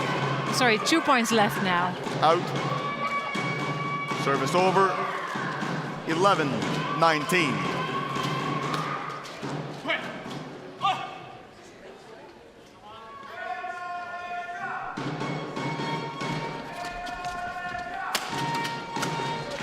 That one he has put long. 12-19. Plenty of cushion still for Man T at this point. I think the last thing about Alex and Zach is, I was speaking throughout this match, almost like they've got a chance to win and they could give England the historic win, but got to remember they're also pretty early in their career, early in their partnership. Match point.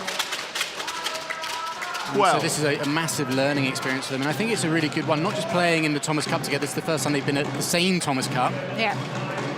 But being in a position where they could deliver it. Before the match started, there was all the chance in the world they could have delivered a win. Thank you. Against such a big team in badminton. You don't get that position all too often, so... It's 8 match points now for Man T. Just need the one. We'll have to... Service over. 13-20. Go on the second time of asking. Saved one.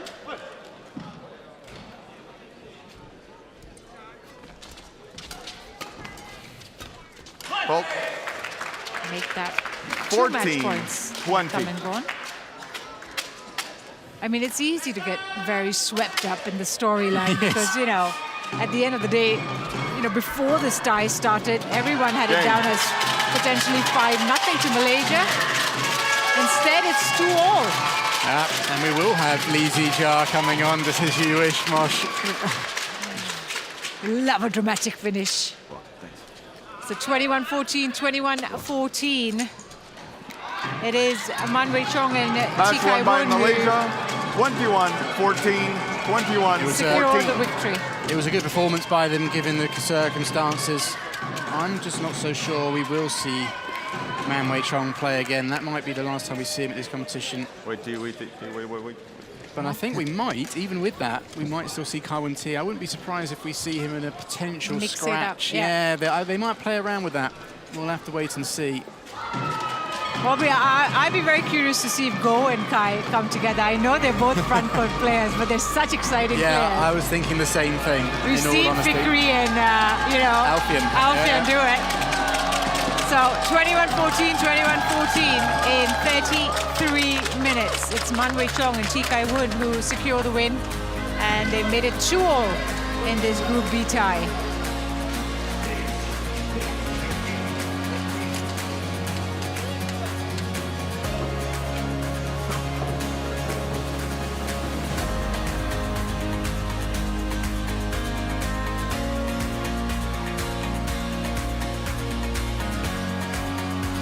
So we're down to the 5th and final match of this Group B clash, and it is men's singles number 3. Lee Zijia finds himself in a new position as a number 3 men's singles as he takes on Nadim Dalvi of England.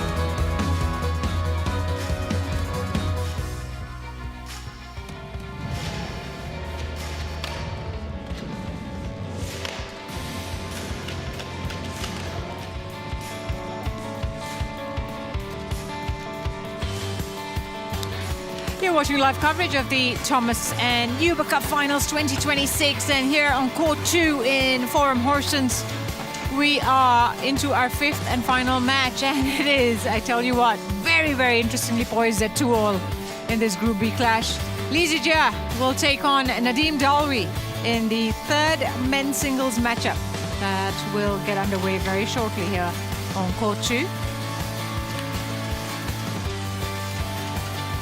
Players are nearly ready to make their way onto the court. We are bound to get a dramatic finish to this tie. I don't think Ben or I would have told you that it would go this way when we sat in our chairs earlier this afternoon. But what a way to bring this tie to an end. Yeah. This man who always stirs in a lot of emotions for Malaysian fans and badminton fans. Yeah, he's one of the most popular players on the planet. Yeah, massively popular. He'll get the biggest applause of the day, I reckon. I've been waiting and wanting to see how he's going to perform on court today, back in Malaysia as well. Plenty of eyeballs on this match, and this man will certainly have his work cut out for him, Nadim Dalvi. Yeah, what an experience for this 21-year-old. I know he's played the Thomas Cup before, but never in this sort of situation. Absolutely. I want to know what's going through his mind right now. A wry smile. Yeah. From Dalvi as he makes his way on to court 2. But yeah, it's the world number 82 versus the world number 233. That's the difference. But remember, Lee Zijia was world number 2 just a few years ago. And looking to regain that peak performance, I'm sure. Unfortunately, injury has come his way one too many times. Yeah. Still not fully fit from that ankle injury. No, even in this month in the build-up to these Thomas Cup finals, there was doubts over whether he would actually join the national team for their training or even be sent to this tournament. There was doubts right up until the last minute. Absolutely. But I'm sure Malaysian fans are very happy that he's playing, especially in this situation. He's a big player for Malaysia. Not just having been someone who's led the team on numerous occasions, but he's won so many huge matches at team events. And whilst this one might not be quite up there with his level of his opponents, in terms of what it could mean for the match, it is a massively important game. And I think there will be a part of him that would be thrilled to deliver a match-winning performance for Malaysia, even as number 3 men's singles. 28 years of age from Kedah is Lee Zijia, as I mentioned, former world number 2 back in October of 2022 is when he reached his peak world ranking. Win-loss record of 50% exactly. 6 matches won, 6 matches lost in 2026, and still coming back from that ankle injury, as we mentioned. Best finish this year has been getting to a quarterfinals at the Thai Masters, where he eventually lost to Alwi Farhan. Hasn't really gotten back into a final stage yet since that back injury, in fact, last year. And there was a very nice sort of write-up recently in the press about Lee Zijia, talking about how Victor Axelsen had given him some solid advice when he struggled with the back injury. Of course, we know Axelsen recently called time on his career, so it's nice to see that camaraderie even between rivals. One point, arch rivals. Yes. Do you remember those All England matches? Yeah, I do. But yes, Lee Zijia now looking to find his way back. Nadeem Dalvi, on the other hand, as you mentioned, won Thomas Cup before, back in 2024 with England. He lost all 3 of his group matches then. But what this could mean for him, if he can deliver a win here for England, will remove all of what's happened in the past. For all these players, it'd be fair to say. Interestingly enough, when it comes to Nadeem Dalvi at the European Men's Team Championships earlier this year against Finland, who England will play later on, he won the 5th and deciding match. And they were 2-2 heading into his match, and he delivered the point. If he could do it again, that would be even more incredible. So he has been in this position before himself as Nadeem, just not with an opponent. Not just Malaysia. Or with an opponent like Lee Zijia. You see Darren Liu in the coaching setup. Ladies and gentlemen, on the coaching corner, on my right, I should say, for England, Lee Zijia. represented by Nadeem He spars Dalvi. with. He's also a player who's been in the this really hard third men's singles situation. Malaysia, in fact, the last was it the last Thomas Cup they reached the final? He lost the deciding 5th match. England to serve. 2014. So he knows what it's like to play this role. I'm sure he'll be giving Lee Zijia some guidance and tips.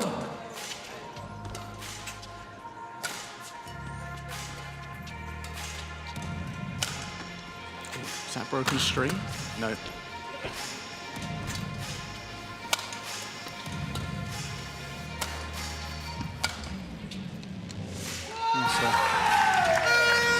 Well, you can expect every point to be cheered by the England bench. That was a confident opening rally.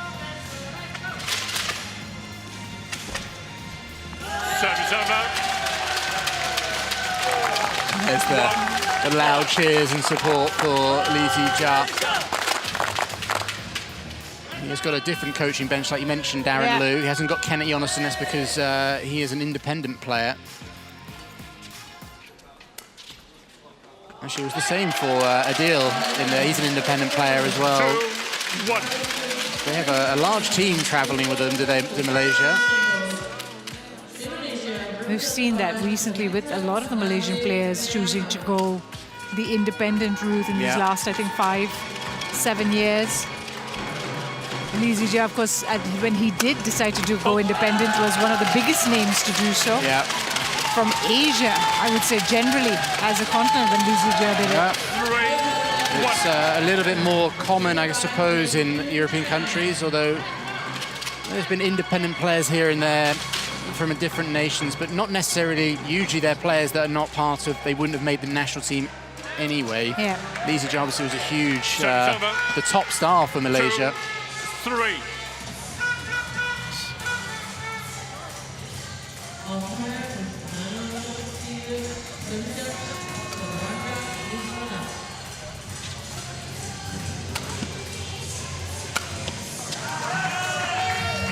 We put that away, and a normal day, that would have been put away without blinking. from Lee Zijia. There's some real question marks, not just over Lee Zijia's fitness, but his confidence too. In his last 2 tournaments, he didn't have particularly great performances. I felt at the beginning of the year he played all 3 or 4 tournaments actually back-to-back. Malaysia, India, Indonesia Masters and Thailand Masters. I felt he was building in confidence throughout that. I think the Thai Masters did end. He retired. Yeah, and I think that's knocked him back a little bit. Yeah.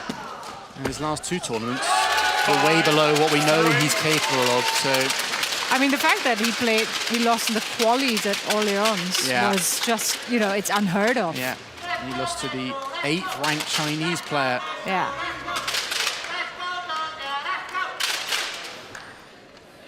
It was also the manner in which he lost his 2 comfortable games. It's yeah, 18 and 14. Yeah.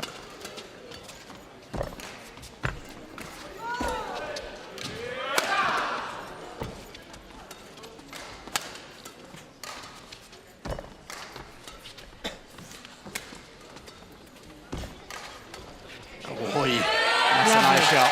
Yeah. 6-3. I think that's also why I think if he can get a win here and be the man who delivered it for Malaysia, it'll be huge for his confidence. Yes, hugely. It'll give confidence to the team as well, knowing that if things do go a bit wrong, like they have done here, you'd probably argue that they haven't gone to script. That so long as you get to Lee Zijia, he can deliver. Yeah.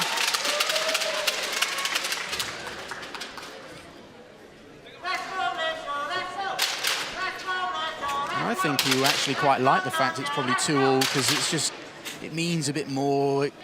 It gets a feeling for that kind of situation. And he is a big match player at the end of the day.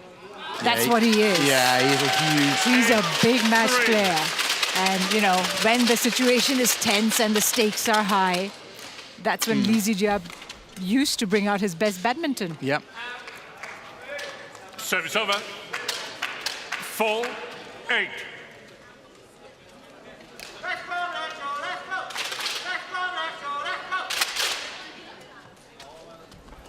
It's a nice shot from Nadeem. For the follow-up. Yeah. Service over. Not quite there. 9-4. That's just one thing he's not quite as strong as Cholan or Harry Wang is. Can create that opportunity, but on the lift, not quite as fast in his movement in the back to the back of the court. I wonder whether that will be something that will be a detriment to him in this match. Yeah, great shot. Because one area where Lee Zijia can be pressured is certainly in his defensive area. So if Nadeem isn't able to capitalize on these situations, he might be in for a tricky time.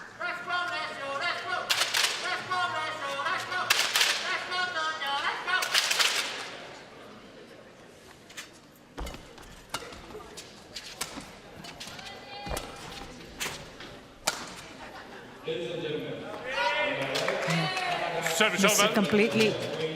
That's on Lee Zijia. 10. It has that 5-point cushion still. It's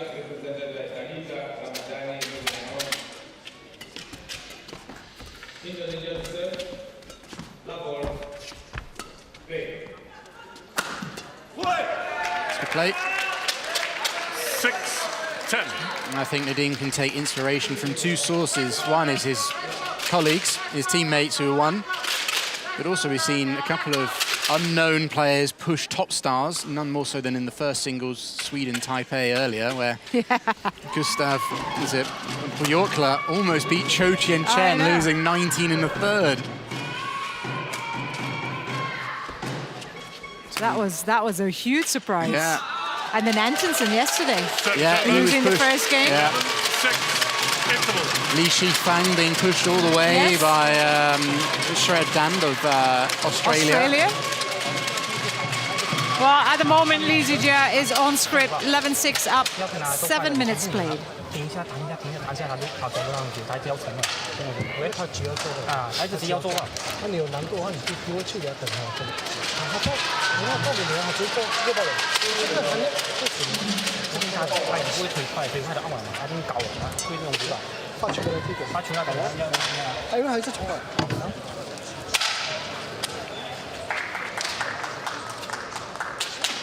Court 2, 20 seconds. Court 2, 20 seconds.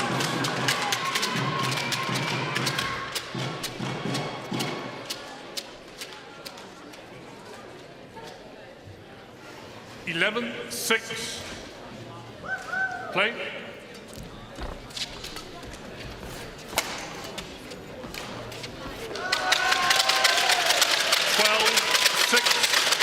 But you also get the feeling that Lee Zijia doesn't have to play all his big game tactics in this match. Yeah. It's all about being sensible here. Yeah, it will be.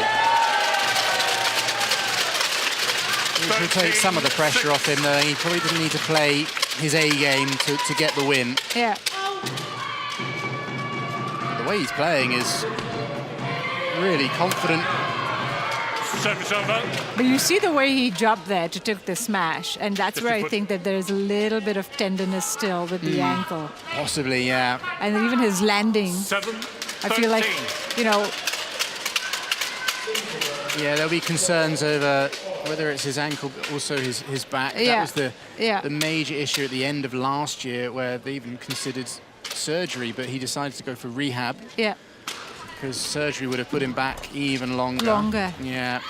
And also, with back surgery, there's always the risk that it's not going to work or etc. like that. And that's exactly what happened to Victor Axelsen. Exactly. And I think for Lee Zijia with LA 28 now, 2 years away. I mean, this is the year to get back to full fitness because qualification starts next year. 100%. He'll need to end 2026 in a good position to start 2027. So he's actually amongst the top players for the qualifying events for the Olympics, because currently he can't enter the Super 750s or the Super 1000s. Yeah, he's got to get those ranking points to get back into the mix. And this tournament will certainly help him.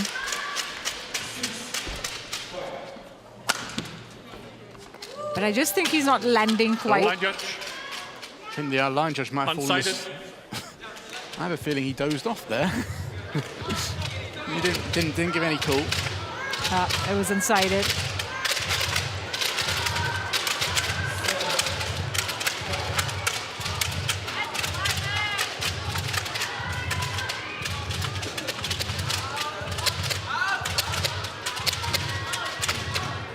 It's out. It's a confident leave because, Because he was waiting for the call and he turned around and... Play.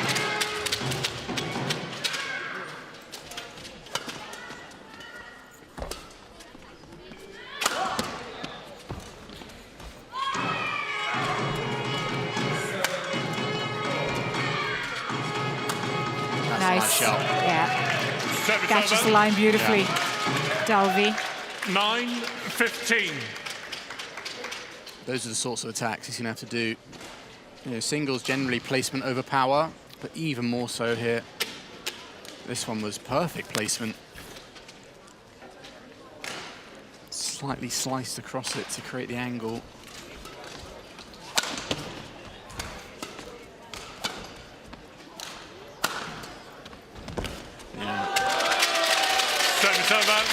It's just, having watched Lee Zijia this year, and I know he's recovering from all these ailments, I just feel like the injuries have taken the sting away from his attack, which is the biggest asset in his game. That explosiveness that we see from Lee Zijia, it's not there anymore. Or he's still finding his way back into it. Yeah. He can still hit it tremendously hard, but it's the speed in his feet to be able to get onto that slightly quicker shots. It's called in, he's challenged it. Called in. And which is why he has to kind of play a different game, almost. Yeah. I know that under his old coach, Wong Tat Meng, that he was trying to develop a bit more of a rounded game is better. It came across as quite a rallying, basic game, because he had such a lethal attack, but he was a bit wild at times. And I know that he tried to develop those areas of the game, and sometimes when you do that, you go a little bit too far one way. Oh, he's got the line. It's an unsuccessful challenge. Unsuccessful, one challenge remaining. Service over. 10, Still got a long way to go, Dalvi. Play.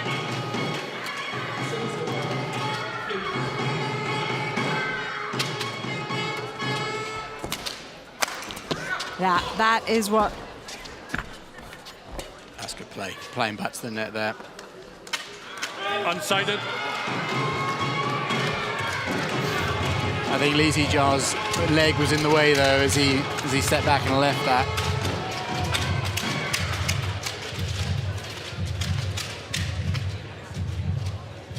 With that Hawkeye though, that would be a let if the umpire is unable to make a call. Oh, we're glad to have Hawkeye on court too.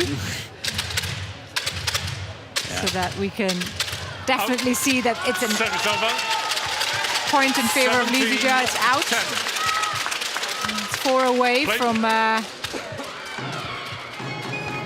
clinching this opening game. Nice. Yeah. That is nice. 18-10. You can't afford to give Lee Zijia that much time. You can't afford to give any player that much time at the front or that tight. You're just inviting yourself beyond the back foot. Oh. I was going to say, missed it. This is almost trademark. Yeah, the pirouette. Yeah, with the pirouette. It's what distinguishes him when it comes to backhand smashes is that little flair he does. Wow. The noise that makes, it's like the crack. Yeah. 19-11. I think he does have the strongest or fastest forearm in definitely men's singles, possibly all of badminton. I mean, it's him and Christie who I think who can have this sudden explosiveness and generation of such speed and power.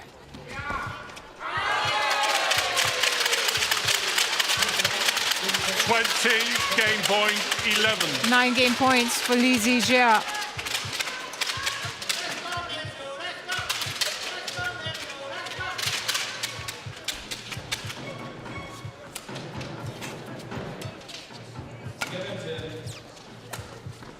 Nice shot. Good pick up. Yeah. It's another good shot. This is Service over. not full power, just using the forearm.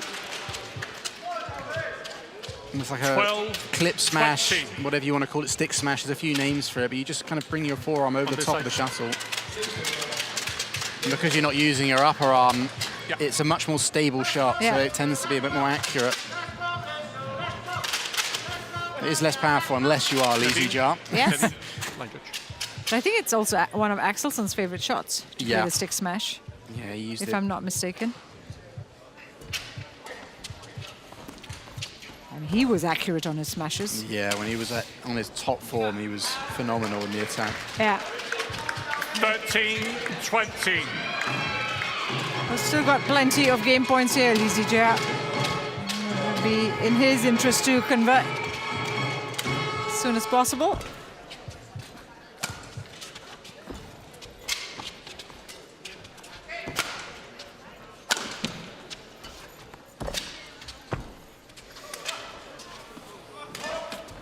Nice, yeah.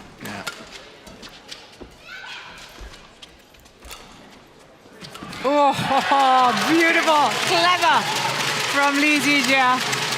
First game won by Malaysia. Secures the game as a result, 21-13, but clever play from the Malaysian. He left Dalvi chasing all the way down to the floor. Nadim is he's no stranger to diving. In fact, last year at the Badminton Europe Awards, he won Best Shot of the Year by doing a dive and hitting it around the back at the same time. Wow. Well, he'll hopefully turn to some of that kind of shot making in game 2, because right now it's Lee Zijia at 21-13 in game 1. 杀球重，车很长一下。做好自己的位置，弄这样高一点。如果你出平了，太平了呀。如果你正好杀球上，你站后面，因为还没有收回来。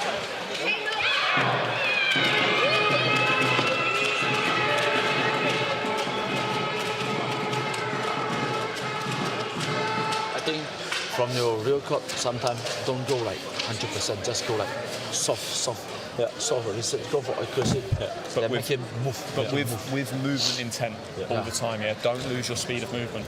Okay? Yeah. Still with aggressive. Yeah. But not giving away any basic ones around it. Okay? Yeah. Come now, yeah. Come on.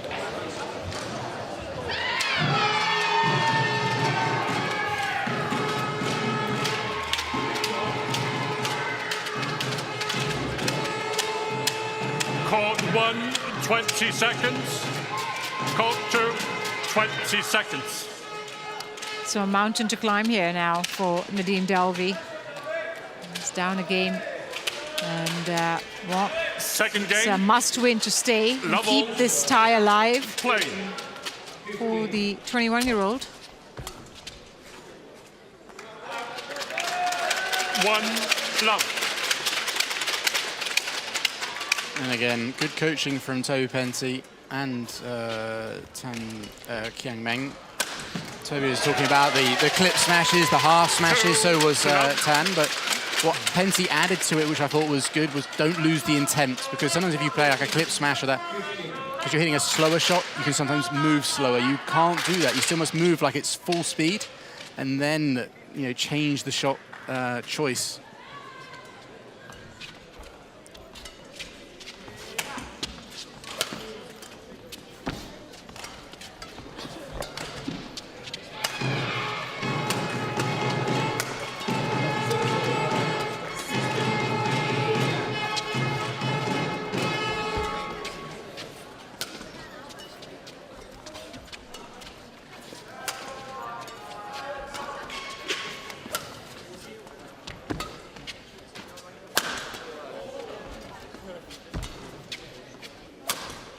Shot. Good dive again. There's one of those dives once more.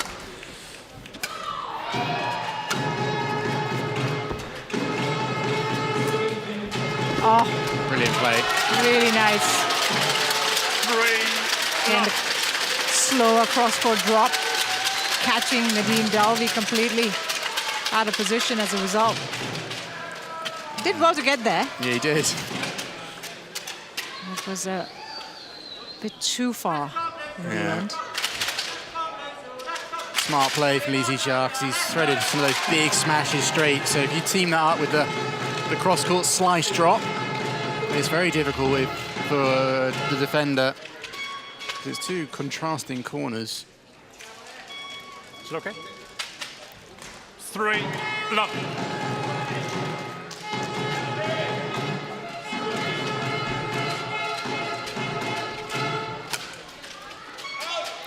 Close. It was wide. Service over.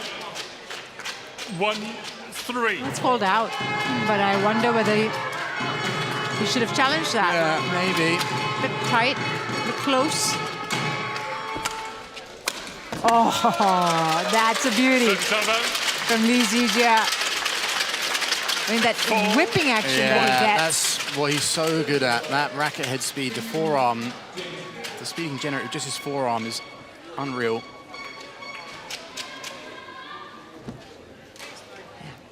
Punishing shot from Lee. Nadim knows that if he plays anything slightly loose like that, it's going to get absolutely punished. That's a nice shot. Service over. I think he caught Lee's racket en route.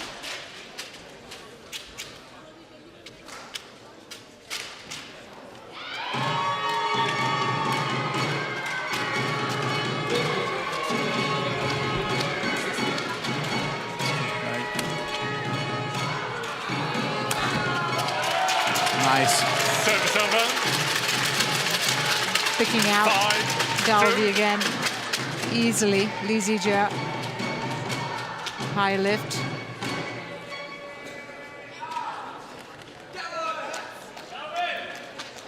It's a 5th Thomas Cup appearance for this man. Like Chia and So, came about in 2018. It's been a crucial part of the team since. Yeah, those three are pretty much grown up together. They're very good friends, especially So Yik and Lizzie Jia. Yeah, you see some funny social media posts between those two. And they regularly go on little trips with, along with I think Lai Peijing, Go Jinwei, I certainly see in those pictures. It's got a 10-5 win-loss record in Thomas Cup, Lizzie Jia. That's how crucial, and most of that is #1 men's singles. Yeah, I was going to say that's a pretty good record considering the kinds of players he would come up with. Yeah, since 2018 he wouldn't have played first singles because that was Lee Chong-wei, but ever since then you got Momota, Shi Yuqi, Victor Axelsen, all those players potentially he'd have to come up against. He was #2 in 2018. After that, he's been #1. This is the first time, actually. He's #3 men's singles. Never been in this position before. He's got the set now. Yeah. Not sure he would want that set. 7-3.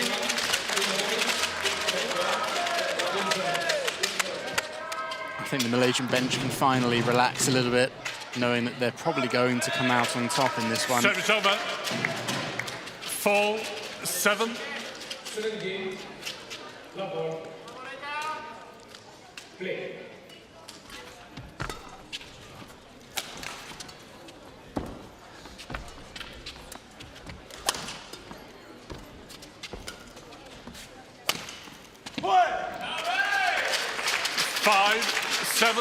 Did well to get the line there, Dalby.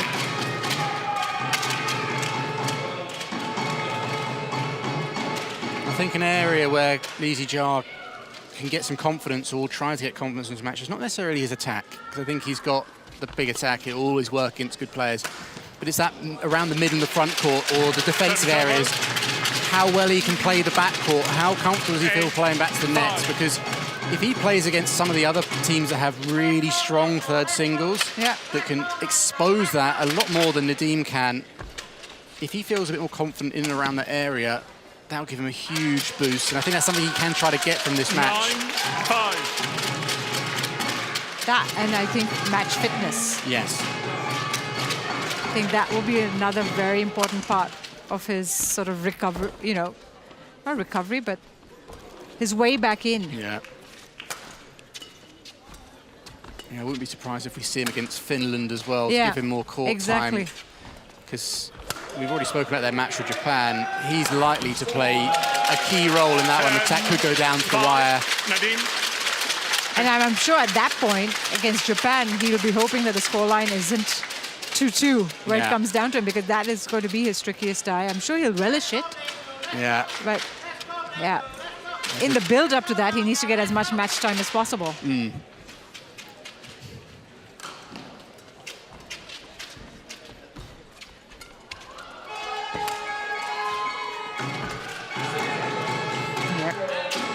Left.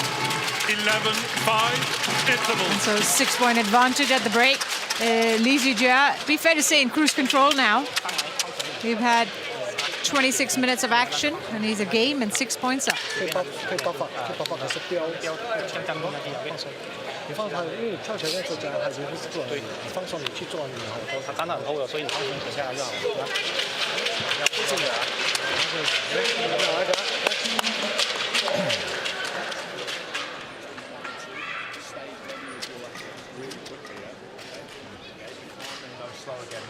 Too much there. Okay. Keep the position. It's really tough now, Again, come on. Court 2, 20 seconds. Court 2, 20 seconds. Well, it's a final push for both these men. Nadim Dalby has been giving chase and playing catch-up for 11-5. the entirety of this match. Play. It's now or never. And that's one way to come back into it. 6-11. We were talking before the break about Lizzie Jia building confidence and how he's going to do that. One thing I noticed there in the coaching break is that both coaches, Darren Liu and Tae-Soo Bok, were both talking. So I think it's really nice there's that harmony between Li Zijia and his independent self and his own team, as well as Bam. 11. There's always been this thought of there's a bit of contention between the two. So the fact that both the coaches from both sides are working together is, I think, a huge positive and a huge plus. Yeah, it's a good sign. Yeah, very good sign. Because you don't want to be at loggerheads or, have any kind of misunderstanding. No. And I know Li Zijia absolutely loves playing for Malaysia. Service over. 12-7.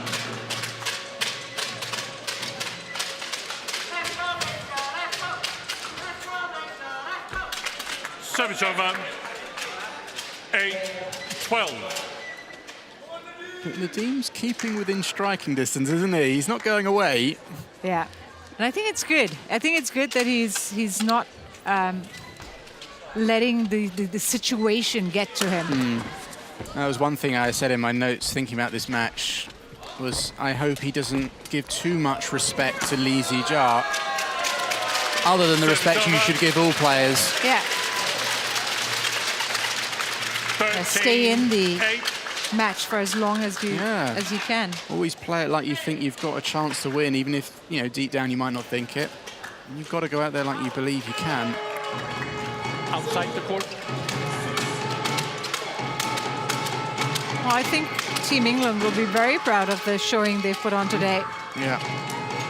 Hasn't been in any way a hammering of any kind. No. In any of the matches. I think it's... And a huge positive in the singles, isn't it? Because yeah, usually where England picks up their points, it's an odd doubles here. Out. Usually we've been relying heavily on our doubles players, especially in recent times. So the fact that our 2 points have come from singles players is huge.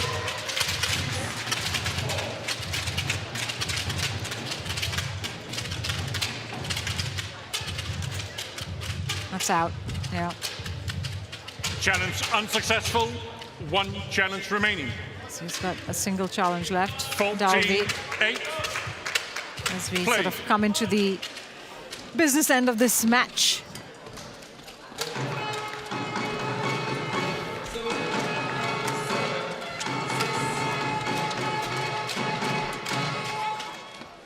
That's gone wide. Service over. 9-14. Much quieter England camp now, understandably.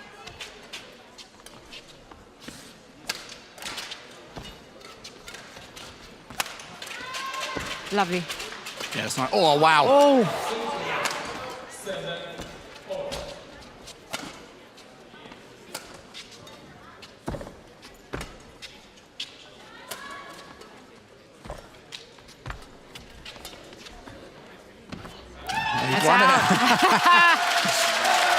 That is a great point from Nadim Dalvi.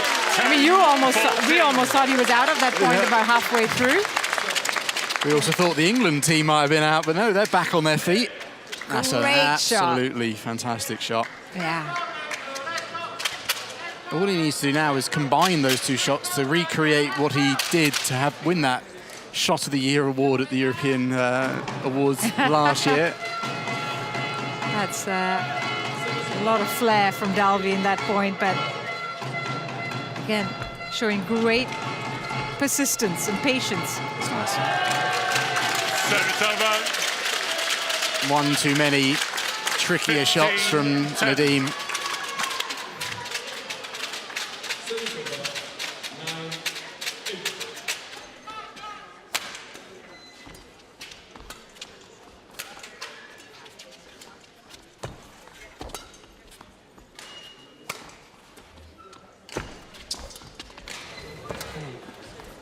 Lovely. Nice alertness at the net from Lee. 16. But also, I think he's been given a lot of time to think it through. Yeah. Right. But it's good for him to get confidence in those areas for the tougher matches further down the road. Oof. Just missed it. Service over. 11-16.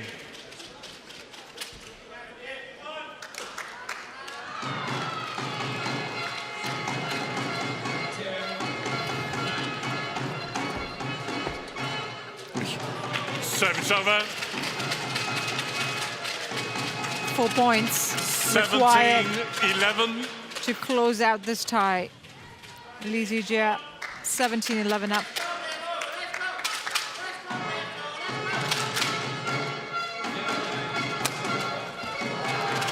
Yep, make that 3. Change of pace. 18-11.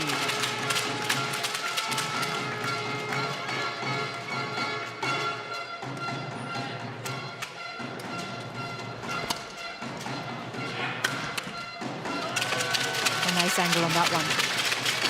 19-11.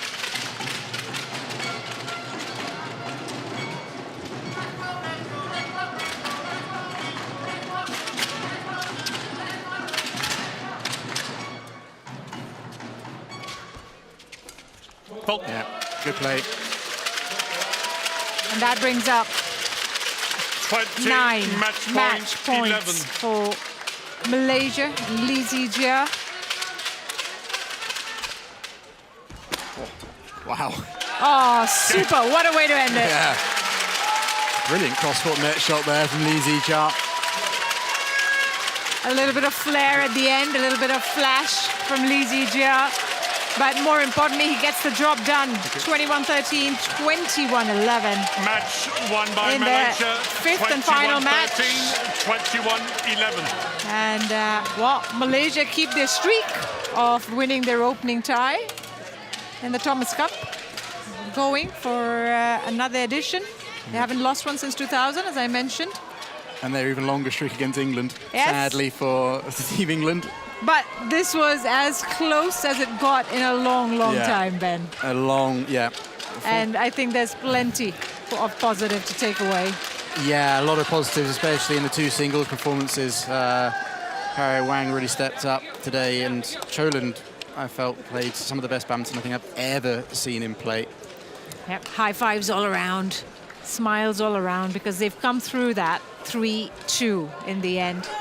And it was Lee Zijia who won it for them in straight games, 34 minutes. And Malaysia march on. Well, thank you very much to Ben Beckman for keeping me company for this one. It's been my absolute pleasure. We'll have him back, and we hope to see you back again.